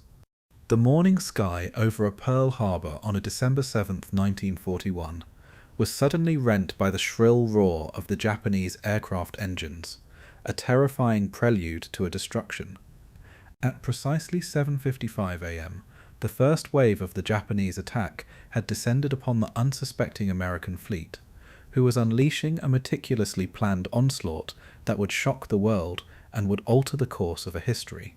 This was no spontaneous act of a war, but was a calculated strike that was designed to neutralize the Pacific Fleet in one devastating blow.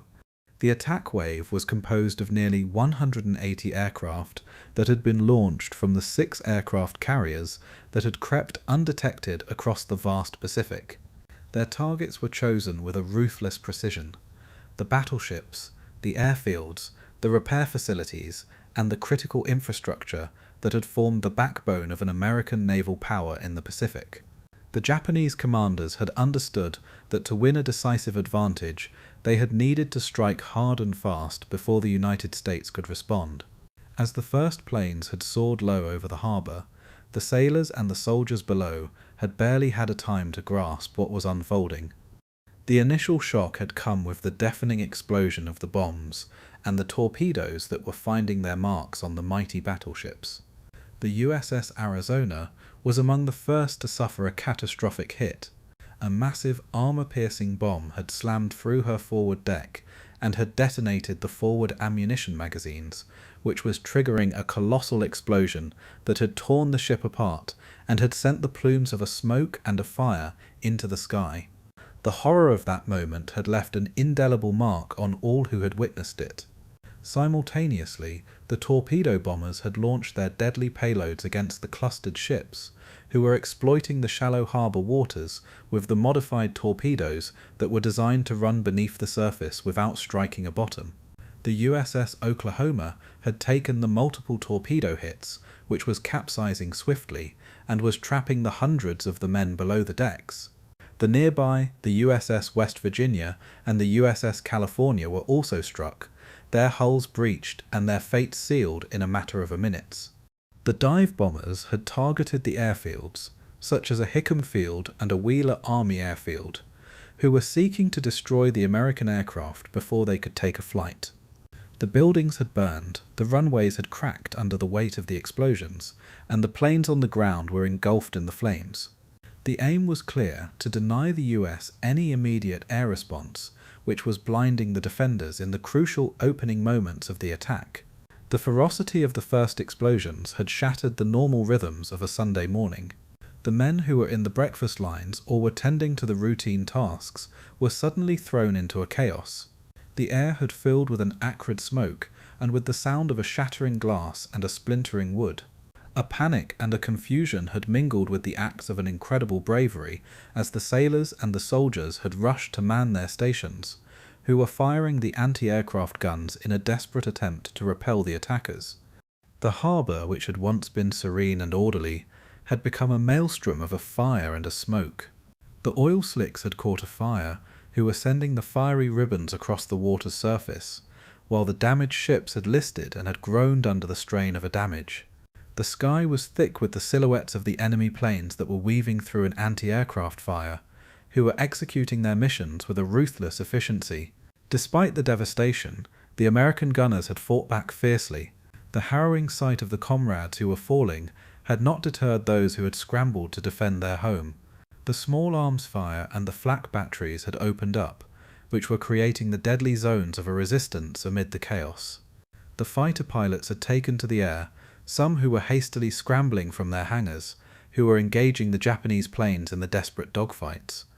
The timeline of the first wave's attack was brief, but was brutal, which was spanning roughly the first hour of the assault. Within a minute, the primary targets had been struck, and the first wave had begun to withdraw, which was leaving behind a harbour that was transformed into a battlefield. The loss of a life was staggering. The ships were sunk or were badly damaged, and the vital aircraft were destroyed on the ground. The psychological shock to the American forces was profound. Many had believed that such an attack was impossible, and now they had faced the grim reality of a war. The commanders had struggled to regroup, as the communications had faltered and the orders had become fragmented. Yet amid the wreckage, a leadership had emerged. The officers had directed the firefighting efforts, had coordinated the damage control teams, and had rallied their men to continue the fight. The survivors' determination in the face of an overwhelming destruction had underscored the resilience that would carry the nation through the dark days to come. The first wave of an attack was not just a military strike, it was a calculated blow that was intended to shatter an American resolve. The scale and the precision of the assault had stunned the nation and the world. The explosions that had echoed across a Pearl Harbor that morning were the first salvo in a global conflict that would reshape the nations and would define the generations. This opening salvo had exposed the vulnerabilities in an American preparedness, but had also ignited a fierce determination to respond. As the smoke had settled over the harbour, the men of a Pearl Harbor and the nation at large had faced a stark choice to succumb to a devastation or to rise with a renewed strength. The legacy of that first wave would be remembered not only for the destruction that it had wrought, but for the courage and the unity that it had inspired in its wake. In those harrowing moments, as the bombs had exploded and the ships had burned, the fate of the Pacific was rewritten. The first wave of the attack on a Pearl Harbor was a thunderous declaration of a war, a brutal awakening that had forced an America to confront its enemies and its destiny. As the smoke from the first assault had still hung heavy over a Pearl Harbor, the harrowing reality of the attack had deepened with the approach of the second wave. This follow-up strike, which had been launched nearly an hour after the initial onslaught, had carried with it a renewed intensity that was designed to exploit the chaos and to complete the devastation that had been begun by the first. The men on both sides had braced for another brutal confrontation, who were knowing that the fate of the Pacific could hinge on these critical moments. The second wave had consisted of roughly 170 Japanese aircraft, the fighters, the dive bombers, and the torpedo planes, which had been reassembled on the carriers after a refueling, a rearming, and a refitting. These pilots, who had witnessed the initial strikes, had understood the urgency of their mission. They had taken off with a grim determination, who were ready to press the attack and to deepen the wounds that had been inflicted upon the American fleet and its defences. Unlike the first wave, which had focused largely on the battleships that were anchored in a battleship row, the second wave had broadened its targets. The airfields, a Hickam, a Wheeler, and a Kanawha had become the prime objectives alongside the dry docks, the repair yards, and the auxiliary vessels. The Japanese commanders had sought to ensure that the United States would be unable to quickly repair or to respond to the damage, who were aiming to neutralize both the offensive and the defensive capacities. As the second wave had swept over the harbour, its arrival had intensified the terror that was already gripping those on the ground and on the water. The explosions had erupted across the runways and the hangars, which were igniting the fuel stores and were destroying the aircraft that were lined up for a service. The sounds of the strafing runs had filled the air, The machine guns had rattled against the buildings and the personnel, and the sharp crackle of an anti-aircraft fire had answered in a defiance. The damage assessment in these critical minutes was grim. At a Hickam field, the dozens of the aircraft were destroyed or were damaged beyond a repair, and the personnel casualties had mounted. The loss of the planes on the ground was particularly crippling, as it had negated the defenders' ability to launch the effective counterattacks. The repair facilities and the fuel depots had suffered an extensive damage, which was complicating any immediate recovery efforts. On the water, the auxiliary ships and the support vessels were not spared. The USS Curtis, a seaplane tender, was bombed and was set ablaze. The fuel tanks along the shore had ignited, who were sending the towering flames and the thick smoke into the sky, which were further obscuring a visibility and were spreading a panic. The sprawling naval base was caught in a relentless tempest of a fire and a steel, yet amid the carnage, the acts of an extraordinary courage had emerged. The sailors and the airmen, who were often wounded and were disoriented, had risen to meet the onslaught with an unyielding resolve.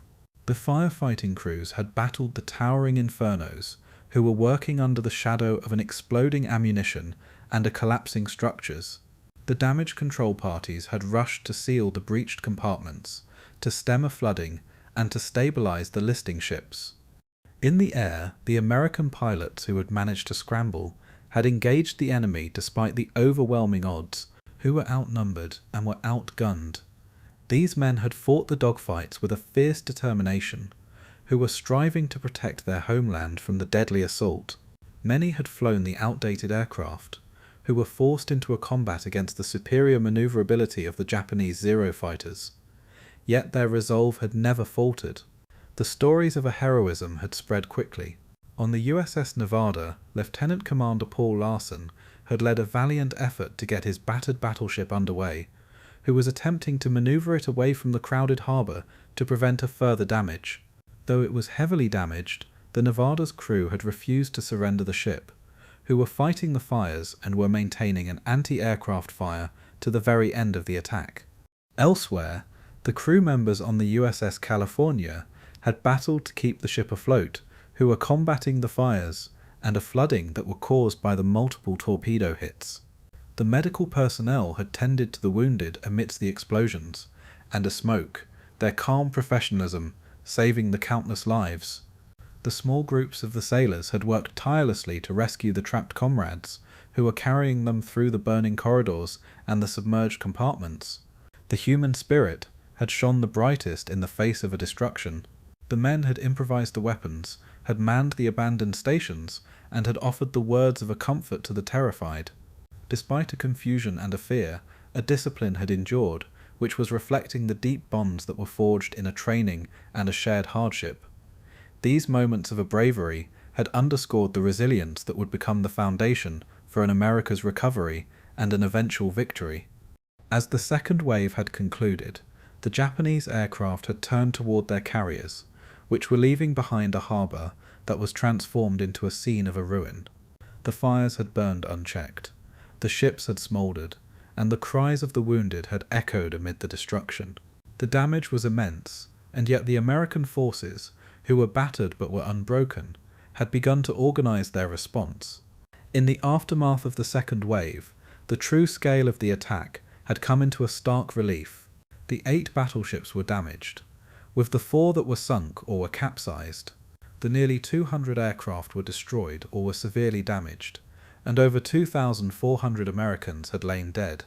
The naval base was crippled, its repair facilities shattered, and its fuel supplies decimated. Yet, even amid such a loss, the determination to fight on was palpable. The legacy of the second wave of the attack on Pearl Harbor is not solely one of a destruction, but also one of an unyielding courage. The men who had faced this brutal follow-up assault, many for the first time in a combat, had displayed an indomitable spirit that had inspired the nation and had shaped the course of the war. Their actions, which were often heroic and selfless, had formed the first chapter in a story of a resilience and an eventual triumph. The assault had not broken the American will. Instead, It had galvanized a nation into an action, which was fueling a resolve that would carry the United States through the darkest hours of the Pacific War and beyond. The second wave, with all of its fury and its devastation, was but the beginning of a fierce struggle that would test the limits of a courage, of a sacrifice, and of an endurance. In those hours of a fire and a smoke, amid the shattered ships and the broken lives, the seeds of a victory were sown. The heroic responses of the sailors and the airmen during the second wave remain etched in a history as a testament to a human strength in the face of an overwhelming adversity, a shining light amid the darkest of the mornings. The morning of December 7th, 1941, had left an indelible scar not only on the fleet and the installations of Pearl Harbor, but most profoundly on the lives of the thousands of the men, the women, and the children. The human toll was staggering, which was reaching beyond the statistics into the realm of the countless personal tragedies, of the heroic survivals, and of the raw grief of a loss.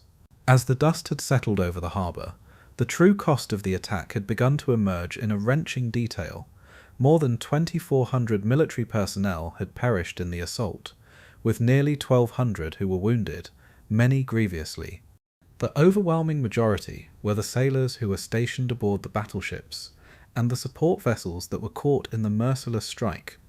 The USS Arizona alone had accounted for over 1,100 who were dead, its violent explosion burying the hundreds beneath the tons of a burning steel and a shattered concrete.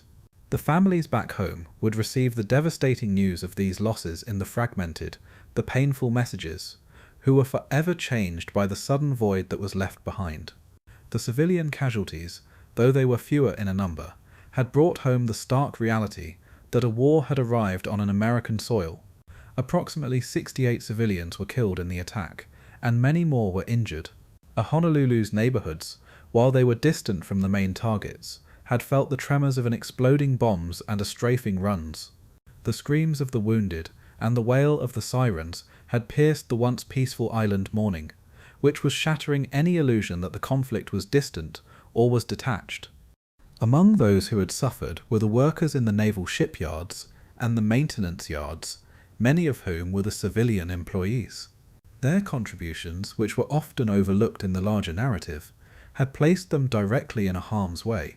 The hospitals had quickly become overwhelmed with the influx of the wounded sailors who were with the burns, the shrapnel wounds, the broken bones, and the worse. The medical staff, some who were pressed into a service from the civilian population, had worked tirelessly under the harrowing conditions, who were battling to save the lives amidst the chaos. The personal stories of a survival punctuate the historical record, who are offering the poignant glimpses into the experience of those who were caught in the maelstrom. One such story is that of Doris "Dory" Miller, an African-American cook who was aboard the USS West Virginia. When the attack had begun, Miller had rushed to assist the wounded sailors, and despite having no formal combat training, had manned a machine gun on the deck, who was firing at the Japanese planes until the weapon had jammed. His valor had earned him the Navy Cross, and his story had become a symbol of a courage which was transcending a rank and a race. Another survivor, Ensign George Welch, was among the few pilots who had managed to scramble in a time to engage the attackers. Who was flying a P-40 Warhawk, Welch is credited with downing the several enemy aircraft during the initial wave, who was demonstrating a remarkable skill and a composure under a fire. His daring actions had exemplified the tenacity of those who had refused to surrender even in the face of the overwhelming odds. In the flooded compartments of the capsized USS Oklahoma, the hundreds of the sailors had faced a desperate fight for a survival. Some had managed to escape by breaking through the bulkheads, or by ascending through the hatches, while others were tragically lost to the murky waters. The ordeal had lasted for the hours for many, as the rescue teams had worked feverishly to free the trapped men. The courage and the will to survive amidst such conditions remain a haunting testament to a human endurance. The families on the island had grappled with an uncertainty as the news of the attack had spread. Many were left who were waiting for the days to learn the fate of their loved ones, who were clinging to a hope amid a growing despair. The psychological toll, a fear, a grief and a shock had permeated the community. Yet, even in this anguish, the stories of a resilience and a solidarity had surfaced, as the neighbours and the strangers alike had come together to support one another. The attack had also had the profound racial and social implications. The brutal reality of a war had united the people across the lines of a difference. But it had also exposed the enduring inequalities, especially in the treatment of the minority servicemen.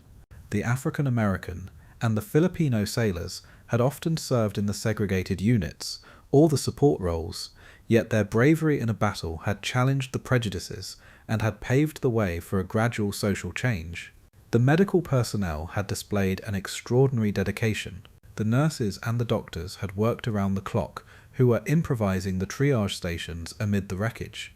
They had faced not only the physical demands of treating the severe injuries, but also the emotional weight of comforting the dying and their families. Many had continued their work despite an exhaustion, a fear of the further attacks, and the limited supplies. In the aftermath, the survivors had wrestled with the psychological scars of the attack. A post-traumatic stress, which was then little understood, had manifested in the nightmares, in an anxiety, and in a depression. Yet their stories, which were recorded in the letters, in the diaries, and in the interviews, offer an invaluable insight into the human cost of a war that is beyond the battlefield statistics. The human toll of a Pearl Harbor extends beyond the numbers. It resides in the faces of those who had perished, in the voices of the survivors, and in the hearts of those who had mourned. It is found in the moments of a quiet bravery, of the acts of a selflessness, and of the resilience that had arisen from a devastation. The attack was a crucible, which was testing not only the strength of the ships and the weapons, but the very spirit of a nation and of its people. As the nation had gathered to mourn, it had also found a resolve. The memory of those who were lost had fueled the determination to respond, to rebuild, and to ensure that such a sacrifice would not be in vain. The human stories from a Pearl Harbor continue to remind us that a history is not merely the tale of the events, but is the lived experience of the individuals, their hopes, their fears, their courage and their endurance, amidst the darkest of the hours. At the heart of a Pearl Harbor, a battleship row had lain vulnerable and exposed, a line of the United States Navy's might, that on the morning of December 7th, 1941, would become a tableau of a destruction and a heroism. The concentrated power of these great vessels, the symbols of an American naval supremacy, was transformed into a searing inferno as the Japanese bombs and the torpedoes had torn through their steel hulls, who were igniting the fires that would burn for the days, and would etch a tragic chapter in a naval history. The USS Arizona, the pride of the Pacific Fleet, had borne the brunt of the initial assault. At 7:55 a.m., a massive armour-piercing bomb had slammed through her forward deck, which was detonating the forward ammunition magazines in a cataclysmic explosion. The blast was so powerful that it had ripped through the ship's bow, who was sending the flaming debris hundreds of the feet into the air. The hundreds of the men who were aboard the Arizona had perished instantly, who were engulfed in a fireball that had consumed the ship's forward section. The magnitude of this explosion had echoed across the harbour, a devastating shock that had silenced the crew and had seared itself into the memories of all who had witnessed it. The nearby, the USS Oklahoma, had faced a different yet an equally tragic fate. The multiple torpedo hits on her port side had caused the battleship to capsize, who was rolling over with a terrifying inevitability. Within her flooded compartments, the hundreds of the sailors were trapped in a darkness, who were battling for an air and were struggling to escape a rising waters. The ship's eventual capsizing was a grim spectacle of a loss, its enormous bulk overturned like a toy amid the harbour's chaos. The other battleships in a battleship row, the USS West Virginia, the California, the Nevada, and the Tennessee, were also fiercely targeted. The USS West Virginia had suffered the numerous torpedo strikes that had left her, who was sinking slowly, in a shallow water, while the USS California was hit repeatedly, who was catching a fire, and was settling beneath the waves. The USS Nevada, though it was damaged, had made a desperate attempt to escape the harbour, who was engaging in a daring but an ultimately thwarted manoeuvre that would save her from a total destruction. Throughout these attacks, the crews had fought valiantly, who were battling the fires and a flooding with a determination that was born of a training and of a fierce will to survive. As the bombs had exploded and the torpedoes had struck, the sailors who were aboard these great ships had faced the unimaginable horrors. The fires had raged across the decks and below, a thick black smoke who was choking the air.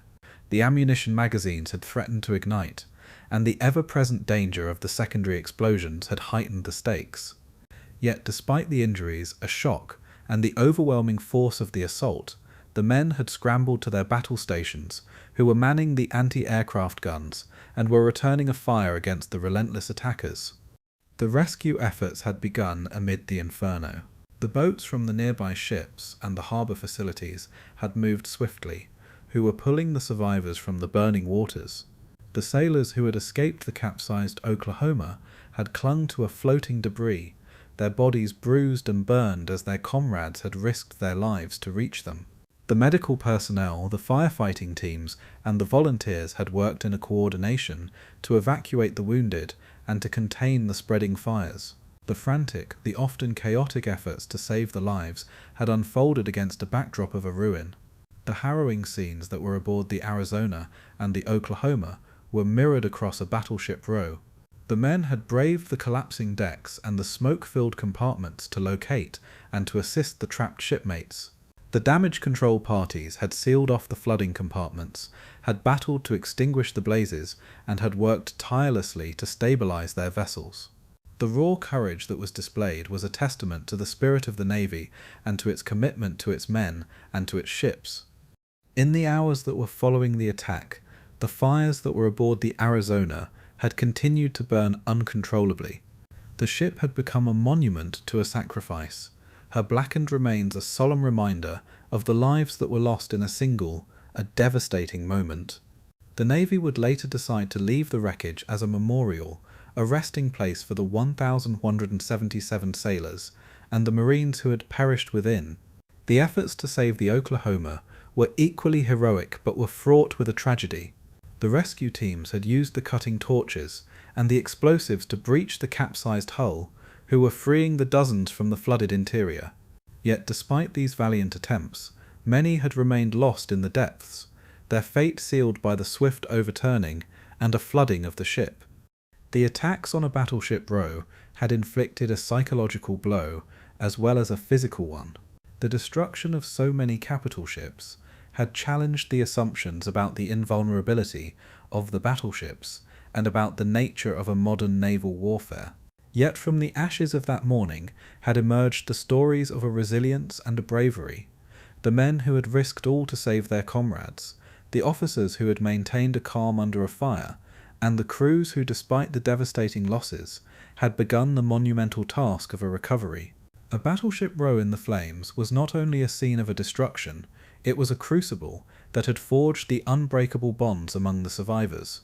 The smoke, the fire, and the shattered steel had borne a witness to a moment when the ordinary men had faced an extraordinary peril and had refused to yield. Their sacrifices and their struggles had become a rallying point for a nation that was thrust into a war, a symbol of both the cost of a conflict and the enduring strength of the human spirit. In the quiet aftermath, as the harbour had cooled and the fires had smouldered, the wreckage of a battleship row had remained a stark reminder of a vulnerability and a valour. It had marked a turning point in a naval history, one that had underscored the devastating power of a surprise and the shifting tides of a warfare. The ships, which had once been proud and whole, now had rested as the silent sentinels, the monuments to a sacrifice and to the enduring resolve to fight on. This inferno at the heart of a Pearl Harbor had become more than a battlefield. It had become a testament to the courage, to the sacrifice, and to the unyielding spirit that would define the American response. A battleship row in the flames and in a ruin remains, which is forever etched in a history as a symbol of a loss that has been transformed into a resolve, of a despair that has been met with a courage, and of a destruction that has been met with an unwavering hope. While the fate of a battleship row had dominated the immediate narrative of a December 7, 1941, the Japanese assault had extended far beyond the battleships that were clustered in a Pearl Harbor. The attackers had understood that to ensure a total paralysis of the US Pacific Fleet, they had to strike at the multiple points, the airfields, the infrastructure, and the secondary targets that would neutralize the American capacity for an immediate retaliation. These additional objectives, which were often overshadowed by the devastation to the battleships, were the critical elements in the broader strategy to shatter the Pacific defense. Among the foremost of the secondary targets were the airfields that had surrounded a Pearl Harbor. A Hickam Field, a Wheeler Army Airfield, and a Kaneohe Bay Naval Air Station were the vital hubs for an American air power in the Pacific. They had housed the aircraft that were essential for a reconnaissance, a defense, and a strike capabilities, the assets that the Japanese commanders were determined to neutralize in their opening salvo. The attack on a Hickam Field was swift and was brutal. The dive bombers and the fighters had swept across the sprawling base, who were releasing the bombs that had torn through the hangars, the barracks, and the fuel depots. The aircraft that were parked on the tarmac were destroyed in the blazing infernos, their fuselages shattered and consumed by a flame. The roar of the explosions had echoed across the field as the buildings had collapsed under a relentless bombardment. The destruction was thorough, which was leaving the base incapacitated and its ability to project an air power severely diminished. A Wheeler Army Airfield, a vital training, and an operational centre had suffered a similar fate. The bombs had fallen with a deadly accuracy, which were igniting the fuel stores and were demolishing the aircraft shelters. The surprise attack had caught many of the airmen unprepared, who were grounding their planes before they could respond. The runways were cratered, which was making a takeoff impossible for the foreseeable future. The loss of the planes and the personnel at a Wheeler had further eroded the defensive perimeter around an Oahu. A Kaneohe Bay Naval Air Station, which was located northeast of a Pearl Harbor, was not spared, though it was somewhat removed from the main harbor. It was targeted by a formation of the Japanese aircraft that had strafed and had bombed the installation. The air station had suffered a significant damage to its aircraft complement, to its hangars, and to its support facilities. Its incapacitation had further tightened the noose around the American air capabilities in the Pacific. Beyond the airfields, the Japanese assault had extended to the critical infrastructure that had supported the naval and the military operations. The naval shipyards, the fuel storage facilities, the communication centres, and the repair docks all had become the targets in the calculated effort to undermine the United States' capacity to recover and to retaliate swiftly. The fuel depots that were located near the harbour were set ablaze, who were sending the thick black smoke that was billowing into the sky, and were igniting the massive fires that had proved to be difficult to control.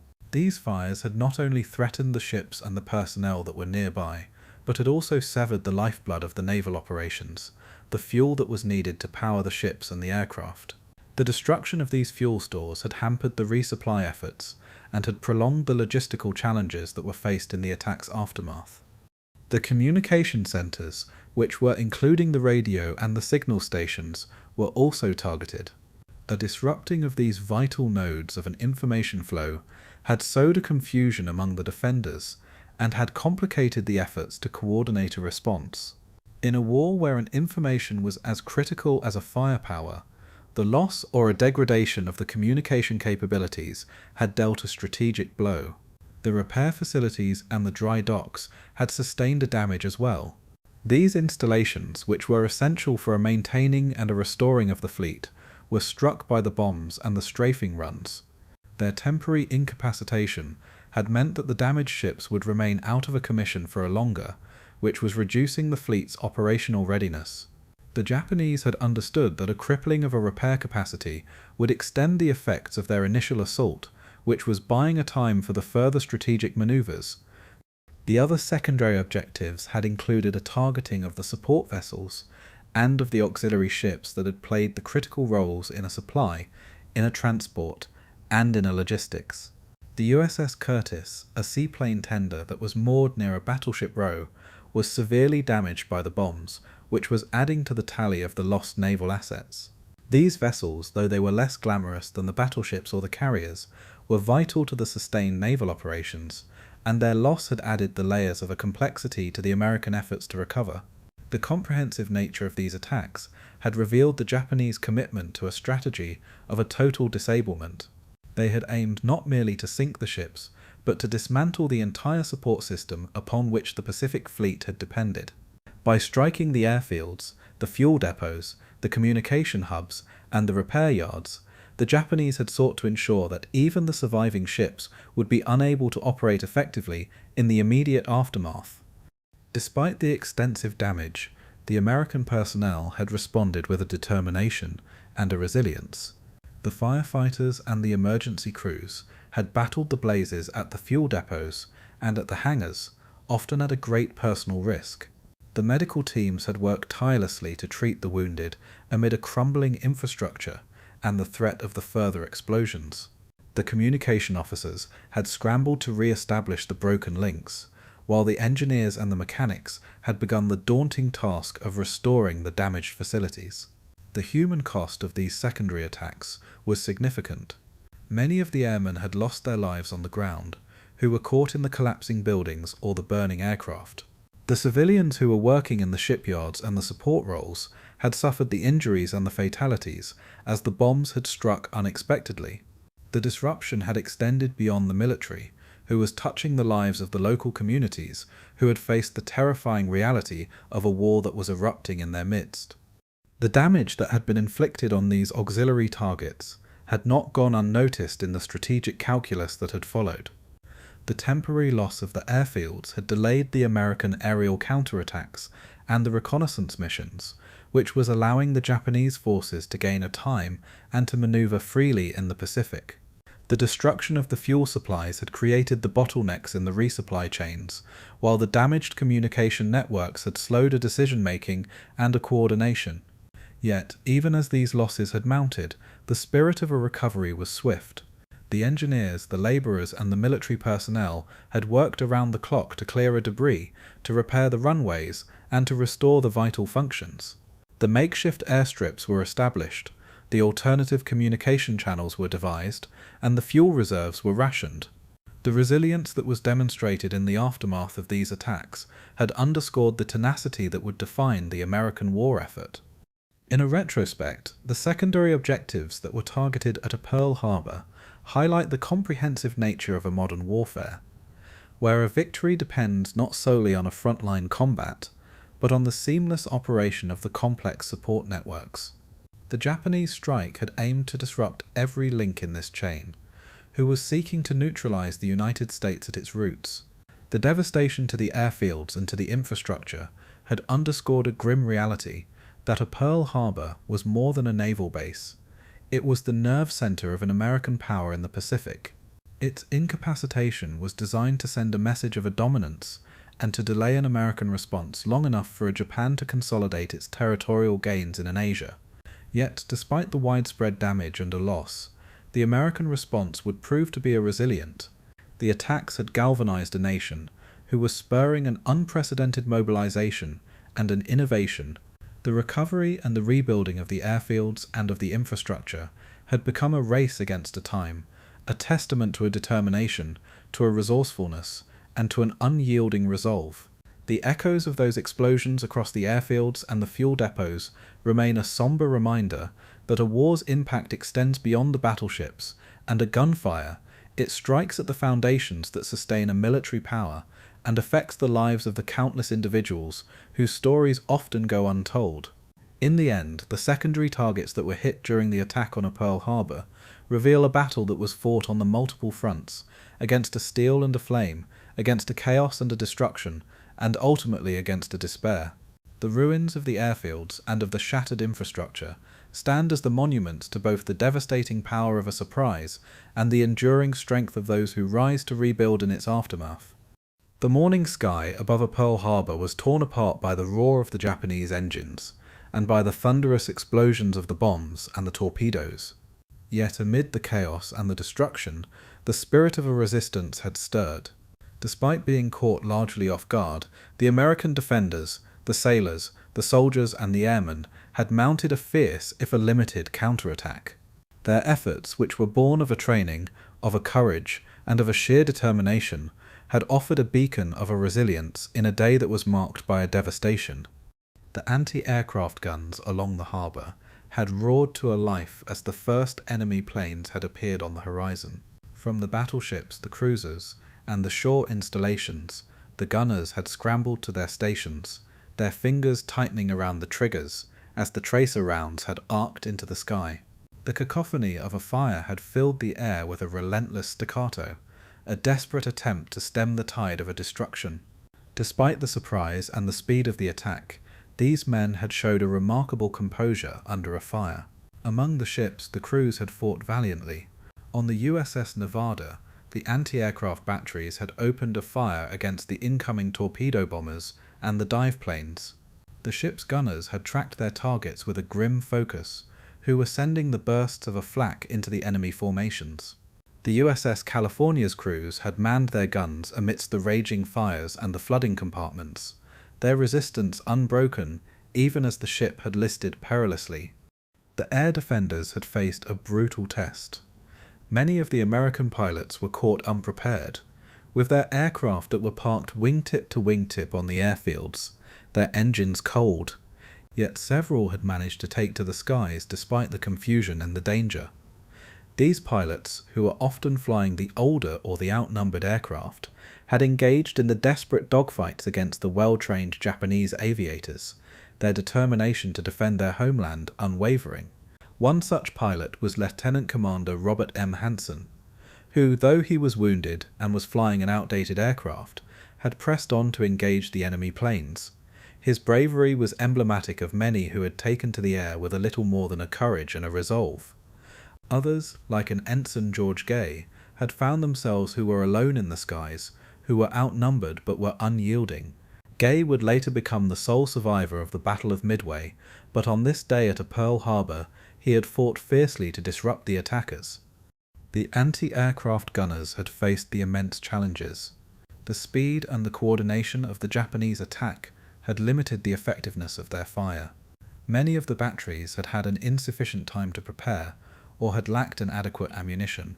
A smoke, a dust, and a chaos had further obscured their targets, which was complicating the efforts to protect the ships and the installations. Despite these obstacles, the gunners had inflicted a damage on the attacking planes, who were downing the dozens and were forcing the others to abort or to deviate from their runs. The stories of an individual heroism abound. A Seaman First Class Dory Miller, who was assigned to the USS West Virginia as a cook, had displayed an extraordinary valour.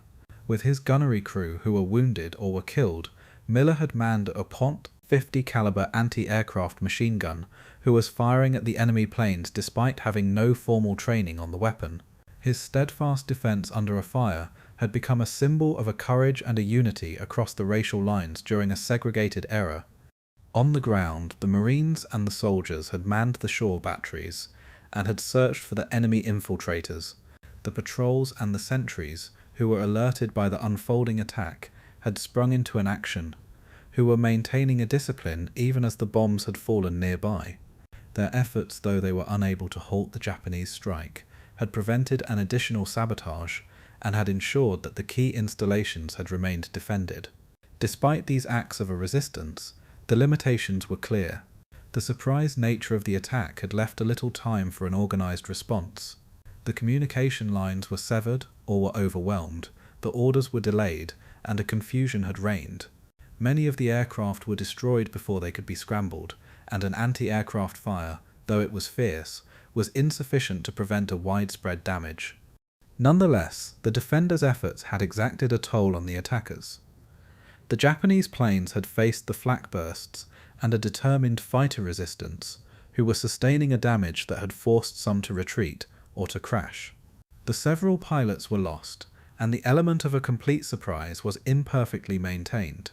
This limited resistance had underscored that, though it was battered, a Pearl Harbor was not helpless. The fight back at Pearl Harbor had demonstrated the resilience and the tenacity of its defenders.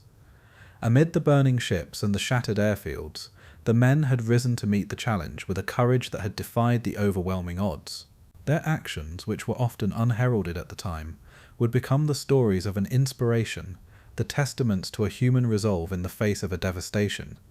The legacy of this resistance lies not in the scale of a victory, but in the refusal to surrender.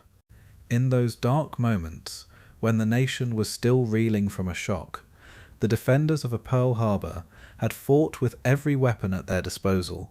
Their bravery would fuel a nation's resolve to rebuild, to retaliate, and to ultimately prevail. The counterfire of that day echoes as a reminder that even in the worst of the circumstances, a courage can shine through. A Pearl Harbor's fight back was a pivotal moment, not only in the battle itself, but in the spirit that it had inspired, a spirit that would carry an America through the long and the arduous war that had followed. The sun had risen higher over Pearl Harbor on the morning of December 7th, 1941, which was casting a pale light over a scene of an unprecedented destruction. The fires, a smoke, and a shattered steel had marked the harbour where had once a pride and a power had stood. The attack was over, but the battle to save the lives, to assess the damage, and to grapple with the full scope of the catastrophe had just begun. The aftermath was a sombre symphony of a fire and a fury, of a courage and a loss, as a Hawaii and the nation had confronted a moment that would forever alter their history. The fires had raged across the harbour well into the day, which were fuelled by a spilled fuel, by the ruptured tanks, and by an ignited ammunition. The burning ships had become the towering infernos, their hulls warped by a heat, and were shrouded in a choking black smoke that had blotted out the sky. The firefighting crews, who were both naval and civilian, had worked tirelessly amid the explosions and the collapsing structures, who were battling the flames with a limited equipment and a dwindling water supplies. Their heroic efforts had prevented the blaze from spreading to the vital facilities and to the nearby vessels, but the devastation was immense. The rescue operations had unfolded amidst the smoke and the chaos. The boats and the rafts had plied the waters, who were searching for the survivors who were clinging to a wreckage or were struggling in an oily debris. The medics had triaged the wounded on the decks of the ships that were still afloat and in the hastily established shore hospitals. The wounded, many of whom were severely burned or were injured, were transported to the medical facilities across an Oahu. In the confusion, the entire crews were accounted for, while others were lost to the depths or were trapped within the ruins of their ships. The scale of the losses had soon become clear. Over 2,400 Americans had been killed, who were including the sailors, the soldiers, the marines, the airmen, and the civilians. The thousands more were wounded, their suffering a stark testament to the ferocity of the attack. The toll on the ships was staggering. The 8 battleships were damaged, the 4 of which were sunk or were capsized, and the nearly 200 aircraft were destroyed or were heavily damaged. The naval base itself had lain crippled, its ability to project a power severely impaired. The news of the attack had rippled swiftly through Hawaii and across the mainland United States. The shock was profound, which was shaking the sense of a security that had long been held by the Americans, who had believed that the vast Pacific Ocean was a natural shield. The families had anxiously awaited a word of their loved ones, the communities had grappled with a grief, and the nation had faced a collective moment of a reckoning. The attack had shattered the illusions of an invulnerability, and had thrust the United States headlong into the realities of a global war.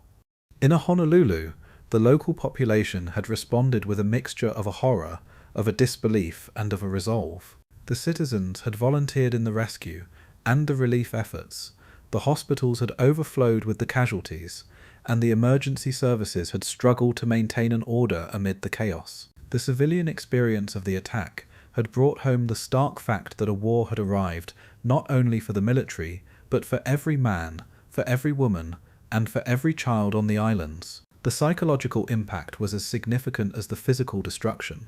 The survivors had wrestled with a trauma and a loss, while the nation as a whole had confronted the daunting prospect of a war on the 2 distant fronts. The events of a December 7th had galvanized a public opinion who was erasing an isolationist tendencies and was forging a united front that was committed to a victory. As the rescue efforts had continued, the Navy and the Army had begun the grim task of a salvage and a recovery. The divers had worked to clear a wreckage and to retrieve the bodies from the sunken ships, while the engineers had assessed the damage to the facilities and to the infrastructure. The rebuilding process would be long and would be arduous, but the determination to restore a naval power was immediate and was resolute. The memorials to the fallen would soon emerge, which were beginning with the remains of the USS Arizona, where many of the sailors had made their final stand. These sites would become a sacred ground, the places of a remembrance and of a reflection for the generations to come. The human stories that were intertwined with the wreckage had given the tragedy its lasting resonance. Each loss was a story, and each survivor was a witness. In the broader context, the devastation at Pearl Harbor had marked a turning point. It was not merely a military setback, but was a catalyst for a transformation, a call to an arms that had mobilized a nation and had reshaped a global geopolitics. The shock of that day had galvanized the industries, had accelerated a military innovation, and had unified a divided public behind a common cause. Yet amid the strategic implications and the political consequences, the immediate reality had remained stark and painful. The aftermath of the attack was a tableau of a smouldering wreckage, of the grieving families, and of a military that was shaken but was unbroken. The events of that day would be etched forever into the American consciousness, a solemn reminder of a vulnerability and of a resilience, of a sacrifice and of a determination. The devastation at Pearl Harbor was immense, but so too was the human spirit that had risen in a response. The flames that had consumed the ships and the installations could not destroy the resolve of a nation. From the ashes of that day, a renewed commitment to a freedom and to a defense was born, one that would carry the United States through the dark days ahead and toward an eventual victory. In remembering the aftermath and the devastation, we honor not only the loss but the courage, the unity, and the hope that had emerged. The story of Pearl Harbor is one of a tragedy, but also one of the unyielding will to rebuild, to resist, and to prevail. As the news of the strike on Pearl Harbor had reached Tokyo, a wave of an exhilaration and a triumph had swept through the Imperial Japanese government and a military leadership. The meticulously planned and a daring attack was heralded as a monumental success, a testament to Japan's growing prowess, and a bold declaration of its expanding dominance in the Pacific. In the corridors of a power and among the populace, Pearl Harbor had become a symbol of a national pride and of a strategic brilliance. The Japanese propaganda had quickly seized upon the attack, who was portraying it as a decisive blow to the American paper navy, and as a dramatic assertion of Japan's rightful place as a dominant power. The newspapers, the radio broadcasts, and the public speeches had lauded the heroic pilots and the sailors who had carried out the strike with a precision and a courage. The imagery of the burning American battleships was transformed into a potent narrative of a victory and of a righteousness, which was designed to bolster a morale and to unify the nation behind the war effort. In Tokyo, the government officials had framed the attack as not merely a military operation, but as a righteous response to a Western aggression and to the economic embargoes that had threatened Japan's survival and a growth. The attack was portrayed as a necessary act of a self-defense, a preemptive strike that would secure the resources and a strategic advantage while it was preserving Japan's sovereignty and a future. This narrative had helped to rally a public support, who was casting the conflict as a noble and an urgent cause. The strategic appraisal within the Japanese High Command was overwhelmingly positive. The success of the surprise attack had exceeded the expectations, which was demonstrating the effectiveness of a carrier-based aviation and the value of a meticulous planning and an intelligence. The ability to strike deep into an enemy territory without a warning was seen as a validation of Japan's military doctrine and a technological innovation. Admiral Isoroku Yamamoto, the architect of the attack, had understood the magnitude of the operation. While he had recognized its tactical brilliance, he had also harbored the reservations about the long-term consequences, particularly the likelihood of drawing the United States into a protracted and a costly war. However, in the immediate aftermath, the prevailing sentiment was one of a confidence and of a belief in Japan's invincibility. This sense of an invincibility was palpable among both the military leaders and the Japanese public. The rapid and a stunning success of the attack had fostered a belief that Japan was destined to reshape the balance of a power in the Pacific. The damage that had been inflicted on the US Pacific Fleet was interpreted as a crippling blow that would buy Japan the time and the freedom to consolidate its expanding empire across Asia and the Pacific. The triumph was not without the strategic miscalculations. While the attack had devastated the battleships and the airfields, it had failed to target the critical infrastructure, such as the American aircraft carriers, which were not present in the harbour during the assault. This omission would prove to be significant in the ensuing months, yet in the immediate aftermath, such nuances were overshadowed by the overwhelming sense of a victory. The Japanese military planners had believed that the shock and the destruction that were wrought at Pearl Harbor would demoralize the United States and would deter it from mounting an effective counteroffensive. This assumption had underestimated an American resolve and a capacity for a rapid mobilization, a misjudgment that would shape the trajectory of the war. Within Japan, the success of Pearl Harbor had become a rallying point for the further expansionist ambitions. It was viewed as the opening salvo in a campaign to establish the Greater East Asia Co-Prosperity Sphere, a bloc of the Asian nations that were under a Japanese leadership and were free from a Western colonial influence. The attack was celebrated as a historic moment that would usher in a new era of a Japanese dominance and a prosperity. The public celebrations had echoed throughout Tokyo and the other cities as the nation had basked in the glow of what was perceived to be a glorious victory. The parades, the speeches, and a media coverage had reinforced the narrative of a Japanese strength and a destiny. For many, the attack had embodied a collective aspiration for a national rejuvenation and a global recognition.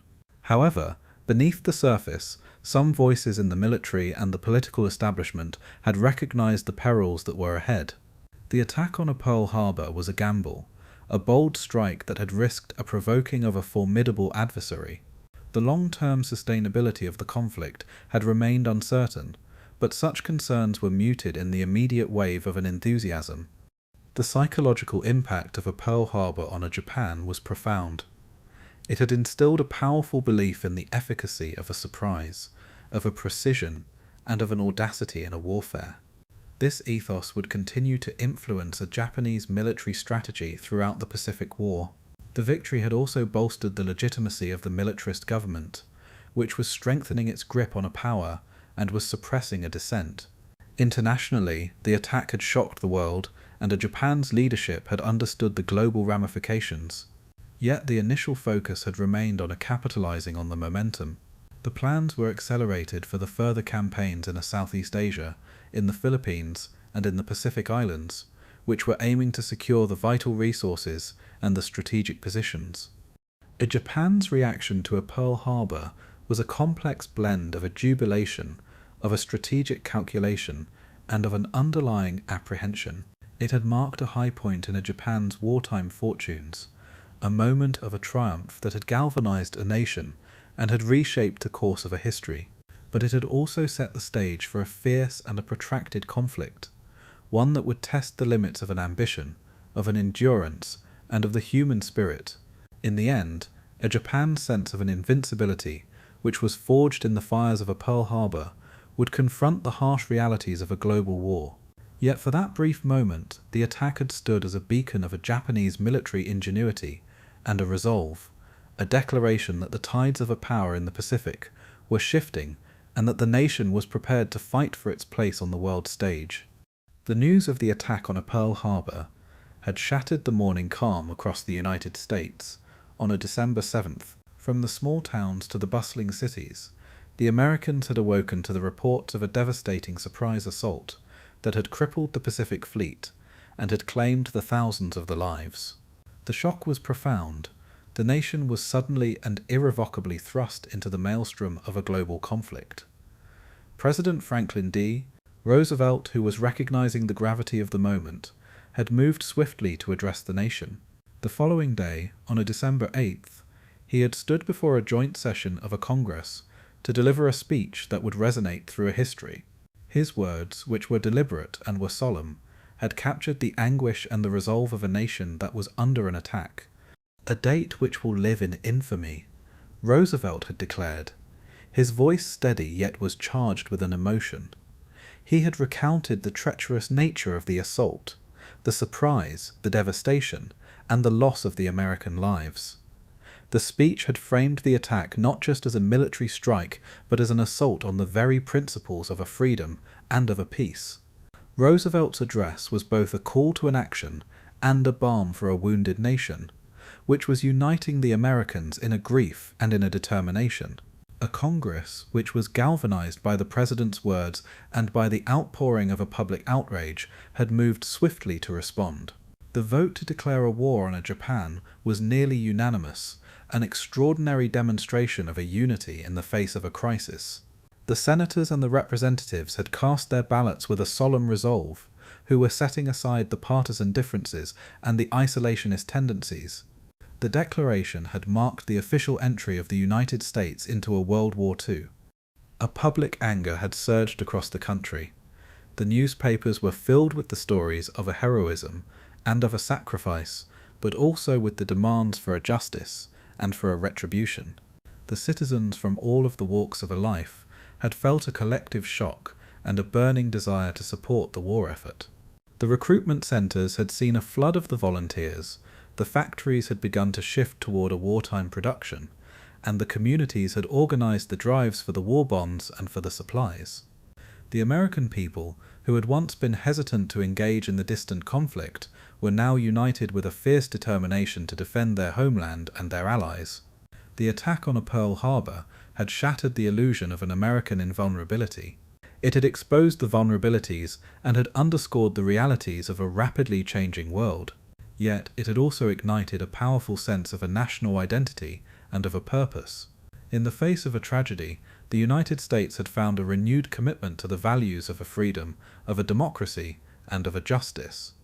Roosevelt's speech and the Congressional Declaration were the pivotal moments that had crystallized the transition from an isolation to an engagement. They had set in motion a massive mobilization of the resources, of a manpower, and of a willpower that would reshape the nation and the world. The rhetoric of an infamy and of a resolve had become a rallying cry that had sustained the American people through the long and the arduous war that was ahead.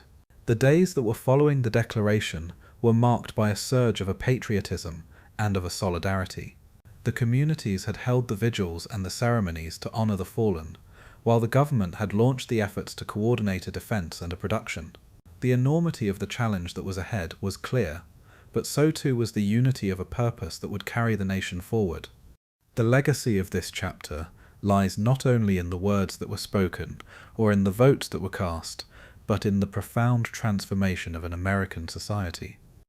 The attack on Pearl Harbor was a crucible that had forged a nation that was ready to confront a tyranny and an aggression on a global scale. It was a moment when a grief and an anger had converged with a courage and a resolve which was setting the stage for a conflict that would define a generation. In reflecting on the US reaction and a declaration of a war, we witnessed the power of a leadership, the resilience of a people, and the unbreakable spirit that arises when a nation is called to defend its ideals.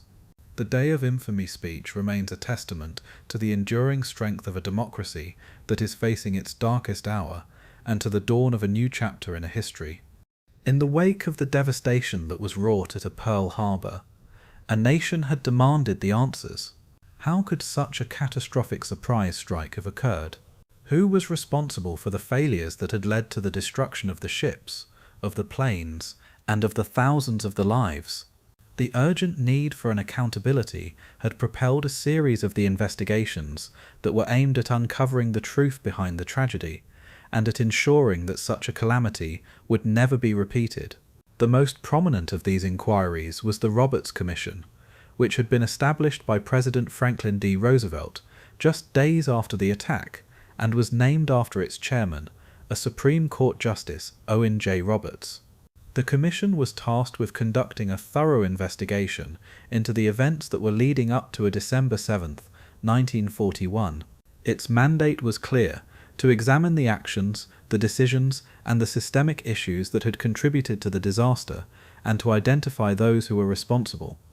The Roberts Commission had moved quickly, who was gathering the testimonies from the military personnel, who was reviewing the communications, and who was scrutinizing the intelligence that was available before the attack. Their investigation had sought to understand not only the immediate failures, but also the broader structural weaknesses in an American military preparedness. The Commission's findings would shape a public understanding and a military reforms for the years to come. Essential to the Commission's scrutiny was the performance of the key commanders in Hawaii. The leadership of an Admiral Husband E. Kimmel, a Commander-in-Chief of the U.S. Pacific Fleet, and of a Lieutenant General Walter C. Short, who was commanding the Army forces in Hawaii, had come under an intense examination. Both men had faced the allegations of a negligence and of a failure to adequately prepare for or to respond to the looming threat.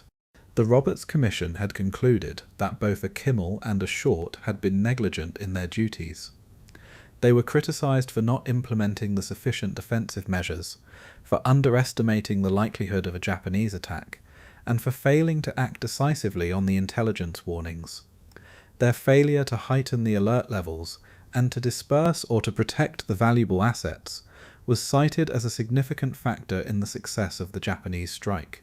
This attribution of a blame was not without a controversy.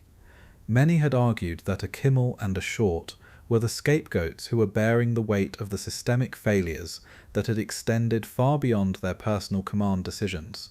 The critics had pointed to the intelligence shortcomings, to the inter-service communication gaps, and to the political pressures that had complicated the defense efforts. The debate over a responsibility had exposed the tensions within the military hierarchy and had raised the questions about the fairness of singling out the commanders in the midst of a national tragedy. Moreover, the intelligence community itself had come under a scrutiny. The extent to which the American codebreakers had intercepted and had decrypted the Japanese communications before the attack was a subject of much debate. While a significant progress had been made in deciphering the Japanese codes, the crucial pieces of an information were either not fully interpreted or not adequately communicated to the commanders in Hawaii. This failure to act on an available intelligence had intensified the tragedy and had contributed to the sense of a betrayal that was felt by the public. The Roberts Commission's report had also highlighted the deficiencies in an inter-service cooperation. The division between the Navy and the Army commands in Hawaii, with the overlapping jurisdictions and the differing priorities, had complicated the establishment of a unified defense posture. This organizational fragmentation had hampered a timely decision-making and an effective coordination during the critical hours before the attack. Despite these criticisms, it is important to recognize the immense challenges that were faced by the commanders in a rapidly evolving strategic environment. The attack on Pearl Harbor had represented a new kind of a warfare, a swift, a covert, and a devastating. A preparedness for such an unprecedented assault had required a foresight and the resources that were in many ways lacking across the military establishment. The investigations that were following Pearl Harbor had become a catalyst for the sweeping reforms. The lessons that were learned from the failures had prompted the significant changes in an intelligence sharing, in an inter-service coordination, and in the command structures. The creation of the unified commands and of the improved communication channels were the direct responses to the vulnerabilities that were exposed by the attack. The training and the readiness programs were overhauled, who were emphasizing a rapid response and an adaptability. The Navy and the Army had adopted the new doctrines to counter the threat of a carrier-based air power, who were acknowledging the transformed nature of a naval warfare that was demonstrated at Pearl Harbor. The tragic lessons had become foundational to the development of a more resilient and a modern military. A public reaction to the investigations was mixed. While there was a desire for an accountability, there was also a recognition of the complexity of the situation, and of the enormity of the challenge that was faced by the American forces. The image of a Kimmel and of a Short as the fallen leaders was tempered by a sympathy, and by a broader understanding of the systemic shortcomings. The investigations had served not only to assign a blame, but also to promote a transparency and a trust in the military and in the governmental institutions. By confronting a failure openly, The United States had sought to heal the wounds and to strengthen its resolve. The process had underscored the importance of a learning from an adversity, a principle that would guide the nation through the trials of the war to come. In the end, the Roberts Commission and the subsequent inquiries had painted a picture of a tragic convergence of the errors, of the oversights, and of the miscommunications. The failures at Pearl Harbor were not solely the result of the individual mistakes, but rather had reflected the deeper institutional weaknesses. A recognizing of this complexity had allowed the United States to confront its vulnerabilities and to emerge a stronger. The story of the investigations and of a blame that were following a Pearl Harbor is a sobering chapter in the larger narrative. It reveals the human and the organizational dimensions of a disaster, the search for a justice, and the difficult path toward a reform. It reminds us that in the moments of a crisis, a clarity and a fairness are as vital as a courage and a sacrifice. As a history reflects on the lessons that were learned, the investigations stand as a testament to an accountability and to the enduring quest to prevent the repetition of a tragedy. The shadows that were cast by a Pearl Harbor would shape an American military policy and an ethos, who were forging a legacy of a vigilance and of a preparedness that endures to this day. In the immediate aftermath of the attack on a Pearl Harbor, the United States had faced a daunting reality. The once mighty Pacific Fleet had lain battered and broken, with the battleships that were sunk or were heavily damaged, with the airfields that were destroyed, and with the vital infrastructure that was in ruins. Yet, amid the ashes of a devastation, a remarkable story of a resilience and of a determination had begun to unfold. A story of the men and of the machines that were working tirelessly to repair, to restore, and to rebuild the naval power that would become essential to an America's war effort. The salvage operations at Pearl Harbor were among the most ambitious and the complex undertakings in a naval history. The divers had plunged into the murky waters, often at a great personal risk, to assess the sunken ships, to seal the hull breaches, and to recover the bodies. The USS Arizona, which was engulfed in the flames and was sunken in a tomb-like grave, was deemed to be beyond a repair, but many of the other vessels would be painstakingly raised from the harbor's depths. The USS Oklahoma, which was capsized and was resting on its side, had presented one of the most formidable challenges. The teams of the salvage workers had employed the innovative techniques, who were using the pontoons, the cables, and the pumps to right the battleship and to patch its damaged compartments.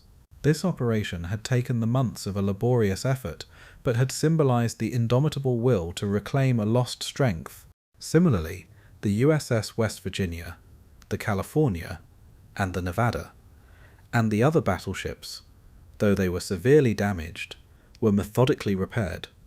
The shipyards across the mainland United States had mobilized, who were redirecting the resources and a manpower to accelerate a restoration. The skilled workers had labored around the clock, who were welding, who were riveting, and who were replacing the systems that were destroyed by the torpedoes and by the bombs. The process of a rebuilding had extended beyond the battleships. The repair and the expansion of the airfields, of the docks, and of the supply depots were vital to a restoring of a Pearl Harbor's operational capacity.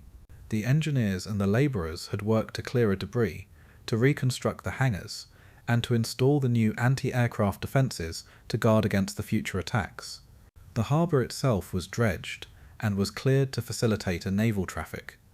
This colossal effort was not simply about a returning of the ships to a service, it was about a turning of a devastating defeat into a rallying point for a national mobilization. The recovery of the Pacific Fleet had become a symbol of an American industrial might and a resolve. As the damaged ships were restored, they had become a tangible proof that the United States could absorb the blows and could respond with an overwhelming strength. The pace of a repair was astonishing. Within a month, many of the battleships had returned to an active duty, their rebuilt hulls and their updated armaments who were making them more formidable than before. The aircraft carriers, which were critical to a naval strategy, were repaired or were newly commissioned, which was underscoring a shift toward an air power in the Pacific theatre. The urgency of the repairs was driven not only by a necessity, but by the strategic imperative to counter the Japanese advances. A restoring of the fleet's operational capability was essential to a safeguarding of the sea lanes, to a supporting of the island campaigns, and to a projecting of a power across the vast Pacific expanse. The Navy's ability to rebound rapidly had altered the balance of a power in the region. Behind the scenes, the industrial mobilization that was supporting the repairs had reflected a broader transformation of the American economy. The shipyards in a Puget Sound, in a San Francisco, and in a Norfolk had expanded a production, while the suppliers had delivered a steel, a machinery, and an electronics at an unprecedented rates. The war effort had invigorated an employment and a technological innovation, which was linking the fate of the fleet with that of the nation. The human dimension of this recovery cannot be overstated. The thousands of the workers, of the engineers, of the welders, of the divers, and of the labourers had sacrificed the long hours under the difficult conditions. Their efforts were driven by a patriotism, by a pride, and by the memory of the fallen comrades. The rebuilding of the Pacific Fleet had become a collective endeavour which was uniting the military personnel and the civilians in a common purpose. As the ships were recommissioned, their crews had returned with a renewed determination. The veterans of the attack, alongside the new recruits, had brought an experience and a spirit to the refitted vessels. The restored fleet had carried not only the weapons and the sailors, but the weight of a national hope and a defiance. The story of a repairing of the Pacific Fleet is one of a transformation. From the sunken hulks to the battle-ready ships, the rapid recovery had embodied the American capacity to adapt and to overcome. It had reflected a shift in a naval warfare, which was emphasizing a versatility, an air power, and a coordination across the vast distances. This chapter in the aftermath of a Pearl Harbor is a testament to the resilience of a nation and to the power of an industrial and of a human will. The salvage and the repair efforts had turned a moment of a tragedy into the foundation for a victory. Through a determination and an innovation, the Pacific Fleet had risen again, which was ready to face the challenges of a global war. In a repairing of the Pacific Fleet, the United States had sent a clear message to the Allies and to the adversaries alike that it was not defeated but was galvanized. The scars of a Pearl Harbor would remain, but so too would the indomitable spirit of a people and of a navy that were prepared to reclaim the Pacific and to ultimately shape the course of a history. The attack on a Pearl Harbor, a moment of an unprecedented devastation and a shock, had reverberated far beyond the smoky skies of that December morning. It was a defining event, a crucible that had reshaped the strategic, the military, and the political landscapes of the Pacific, which was setting in motion a chain of the consequences that would ultimately alter the course of a World War II and of a global history. The legacy of a Pearl Harbor is complex, which is woven with the threads of a triumph and of a tragedy, of a miscalculation and of a resolve. A Japan's bold strike, while it was tactically brilliant and was initially successful, had revealed the critical strategic missteps that would reverberate throughout the Pacific War. Though the attack had inflicted a severe damage on the United States Pacific Fleet, it had failed to destroy the key assets that would prove to be pivotal in the conflicts that were unfolding, most notably the American aircraft carriers, which were absent from the harbour during the assault. This omission was a profound miscalculation, one that had allowed the US Navy to maintain a core of a mobile striking power that would soon turn the tide. Moreover, the Japanese had not targeted the vital infrastructure, such as the fuel depots, the repair yards, and the submarine bases, the facilities that were essential to a sustain of the naval operations. This oversight had ensured that the American fleet could be repaired and could be resupplied with a remarkable speed. The United States' industrial might, which was combined with its vast resources, had allowed it to rebuild and to expand a naval power at a pace that a Japan could not match. The attack had also galvanized an American public opinion and a political will in the ways that a Japan had not anticipated. Far from a demoralizing of the United States, a Pearl Harbor had unified a nation, which was eradicating an isolationist sentiments and was fostering a determined commitment to a total war. The Day of Infamy had become a rallying cry, which was inspiring the millions to enlist, to work in the wartime industries, and to support the massive mobilization effort that had followed. Strategically, a Pearl Harbor had marked the beginning of a relentless and a multifaceted campaign in the Pacific.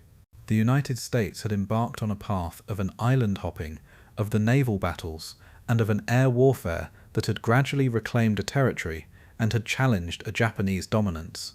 The lessons of the attack had underscored the need for an innovation, for an intelligence, and for a coordination, which were driving the transformation of an American military policy and a doctrine. In the years that were following the attack, the United States Navy and the Army Air Forces had evolved rapidly. An emphasis had shifted toward a carrier-based aviation, a long-range bombers, and an amphibious operations. The experience of a Pearl Harbor had demonstrated the vulnerability of the static defenses and of the battleships to an air power, which was prompting a re-evaluation of a naval strategy and of a fleet composition. This strategic adaptation was crucial to the American successes at a Midway, at a Guadalcanal, and beyond. The legacy of a Pearl Harbor had also extended into an intelligence and the command structures. The attack had exposed the flaws in an inter-service communication and an intelligence dissemination. In a response, the United States had implemented the reforms to unify the commands, to improve the code-breaking efforts, and to enhance the early warning capabilities.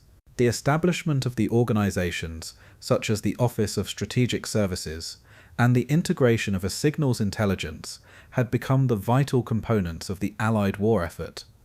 Politically, the attack had reshaped an America's role in the world. It had marked the definitive end of an isolationism, and had signaled the emergence of the United States as a global superpower. The post-war order would be profoundly influenced by the alliances that were forged and by the lessons that were learned during the Pacific War, with a Pearl Harbor as a pivotal turning point. For Japan, the attack had represented both a high watermark and a catalyst for an eventual decline. While it had temporarily crippled the American fleet and had secured the short-term gains in Southeast Asia and in the Pacific Islands, it had also provoked a sustained and an overwhelming response. A Japan strategic gamble, which was intended to secure the resources and a regional dominance, had ultimately stretched its capabilities and had exposed the vulnerabilities that would be exploited by the Allied forces. The human cost of a Pearl Harbor had remained a poignant element of its legacy. The sacrifices of the thousands of the servicemen and of the civilians were etched into the national consciousness. The memorials, such as the USS Arizona Memorial, had become the sacred sites of a remembrance, who were embodying the profound loss and the enduring spirit of a resilience. In reflecting on the Pearl Harbor legacy, it is clear that the attack was more than a military engagement. It was a transformative event that had reshaped the nations and the nature of a warfare itself. The convergence of the strategic miscalculations, of an industrial might, and of a human courage had defined the trajectory of the Pacific War and of the world that had emerged from its shadows. A Pearl Harbor's legacy endures as a solemn reminder of the costs of a conflict, and of the importance of a vigilance, of a preparedness, and of a unity. It serves as a testament to the resilience of a nation that was faced with a catastrophe, and to the capacity of a history to be shaped by both an error and a resolve. In the final analysis, a Pearl Harbor was a crucible in which the mettle of the nations was tested. It had revealed the fragility and the strength of the human endeavors in a war, the consequences of the strategic choices, and the indomitable will to rise from a defeat. The lessons that it had imparted continue to inform a military thought, a diplomatic relations, and the collective memory of a world that was forever changed on that fateful December day. The morning of December 7th, 1941, still reverberates across the years like a profound, distant tremor, its impact influencing generations born long after the inferno that once consumed the waters of Pearl Harbor. Although the metal has cooled and the skies over Oahu are clear once more, the recollection endures, vivid and potent. It is kept safe not only in historical texts and exhibits, but in the testimonies of its witnesses, in the somber monuments emerging from the harbor's waters, and within the resolve of all who are determined to remember. Pearl Harbor is more than a location. It is a hallowed injury, a final resting place, a part of the nation's consciousness. For many, this is crystallized in the image of the USS Arizona Memorial, a brilliant white edifice floating gently above the submerged battleship. Beneath its quiet structure, over 1,000 souls remain entombed in steel. Their presence is marked not by gravestones, but by the gentle iridescence of oil perpetually seeping to the surface. They are not forgotten, and never will be. Each drop is a silent testament to a life cut short, to a nation jolted from its slumber. Visitors who enter that memorial experience something profound and unspoken. The air within is hushed, and conversations naturally soften. Children look to their parents, sensing the solemnity. There is no soundtrack, no elaborate presentation. There are only the names carved into stone, the corroded wreckage below, and the knowledge that this single moment altered the world.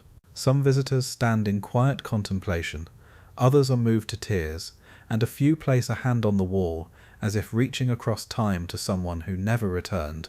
But beyond the marble and steel are the testimonies, the accounts of the few remaining witnesses whose eyes saw the sky fill with planes and the harbour ignite.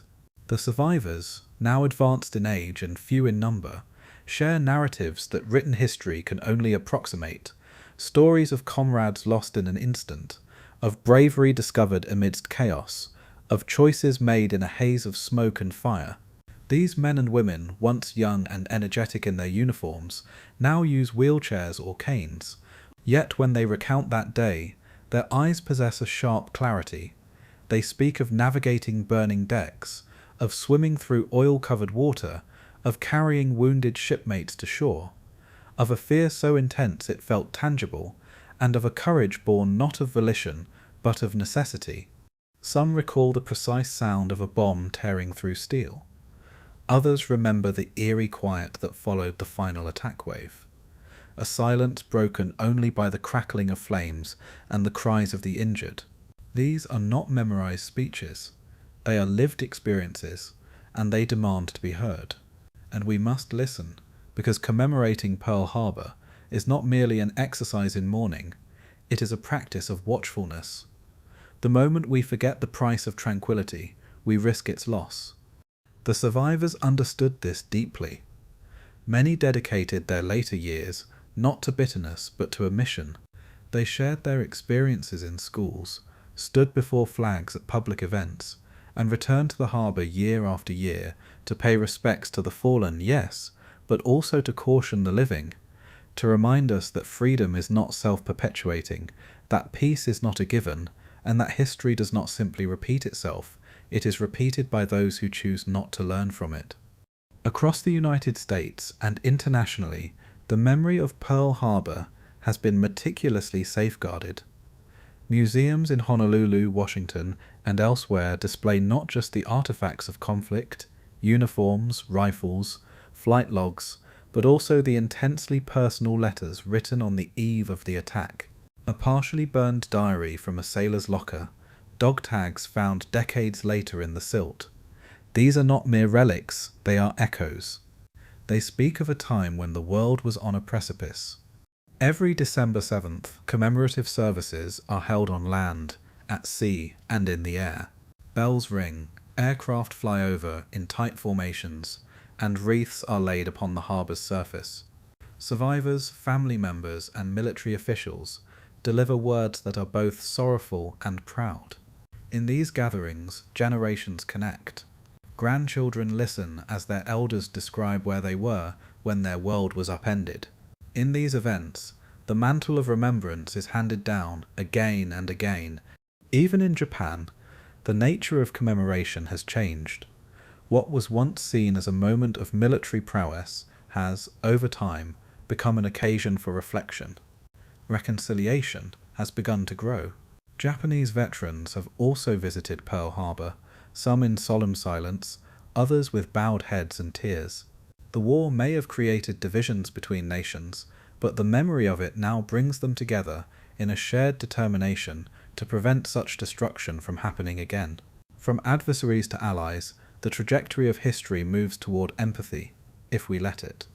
Pearl Harbor is analysed in classrooms, depicted in films, and referenced in political discourse, but its real power is in how it compels us to acknowledge our vulnerability.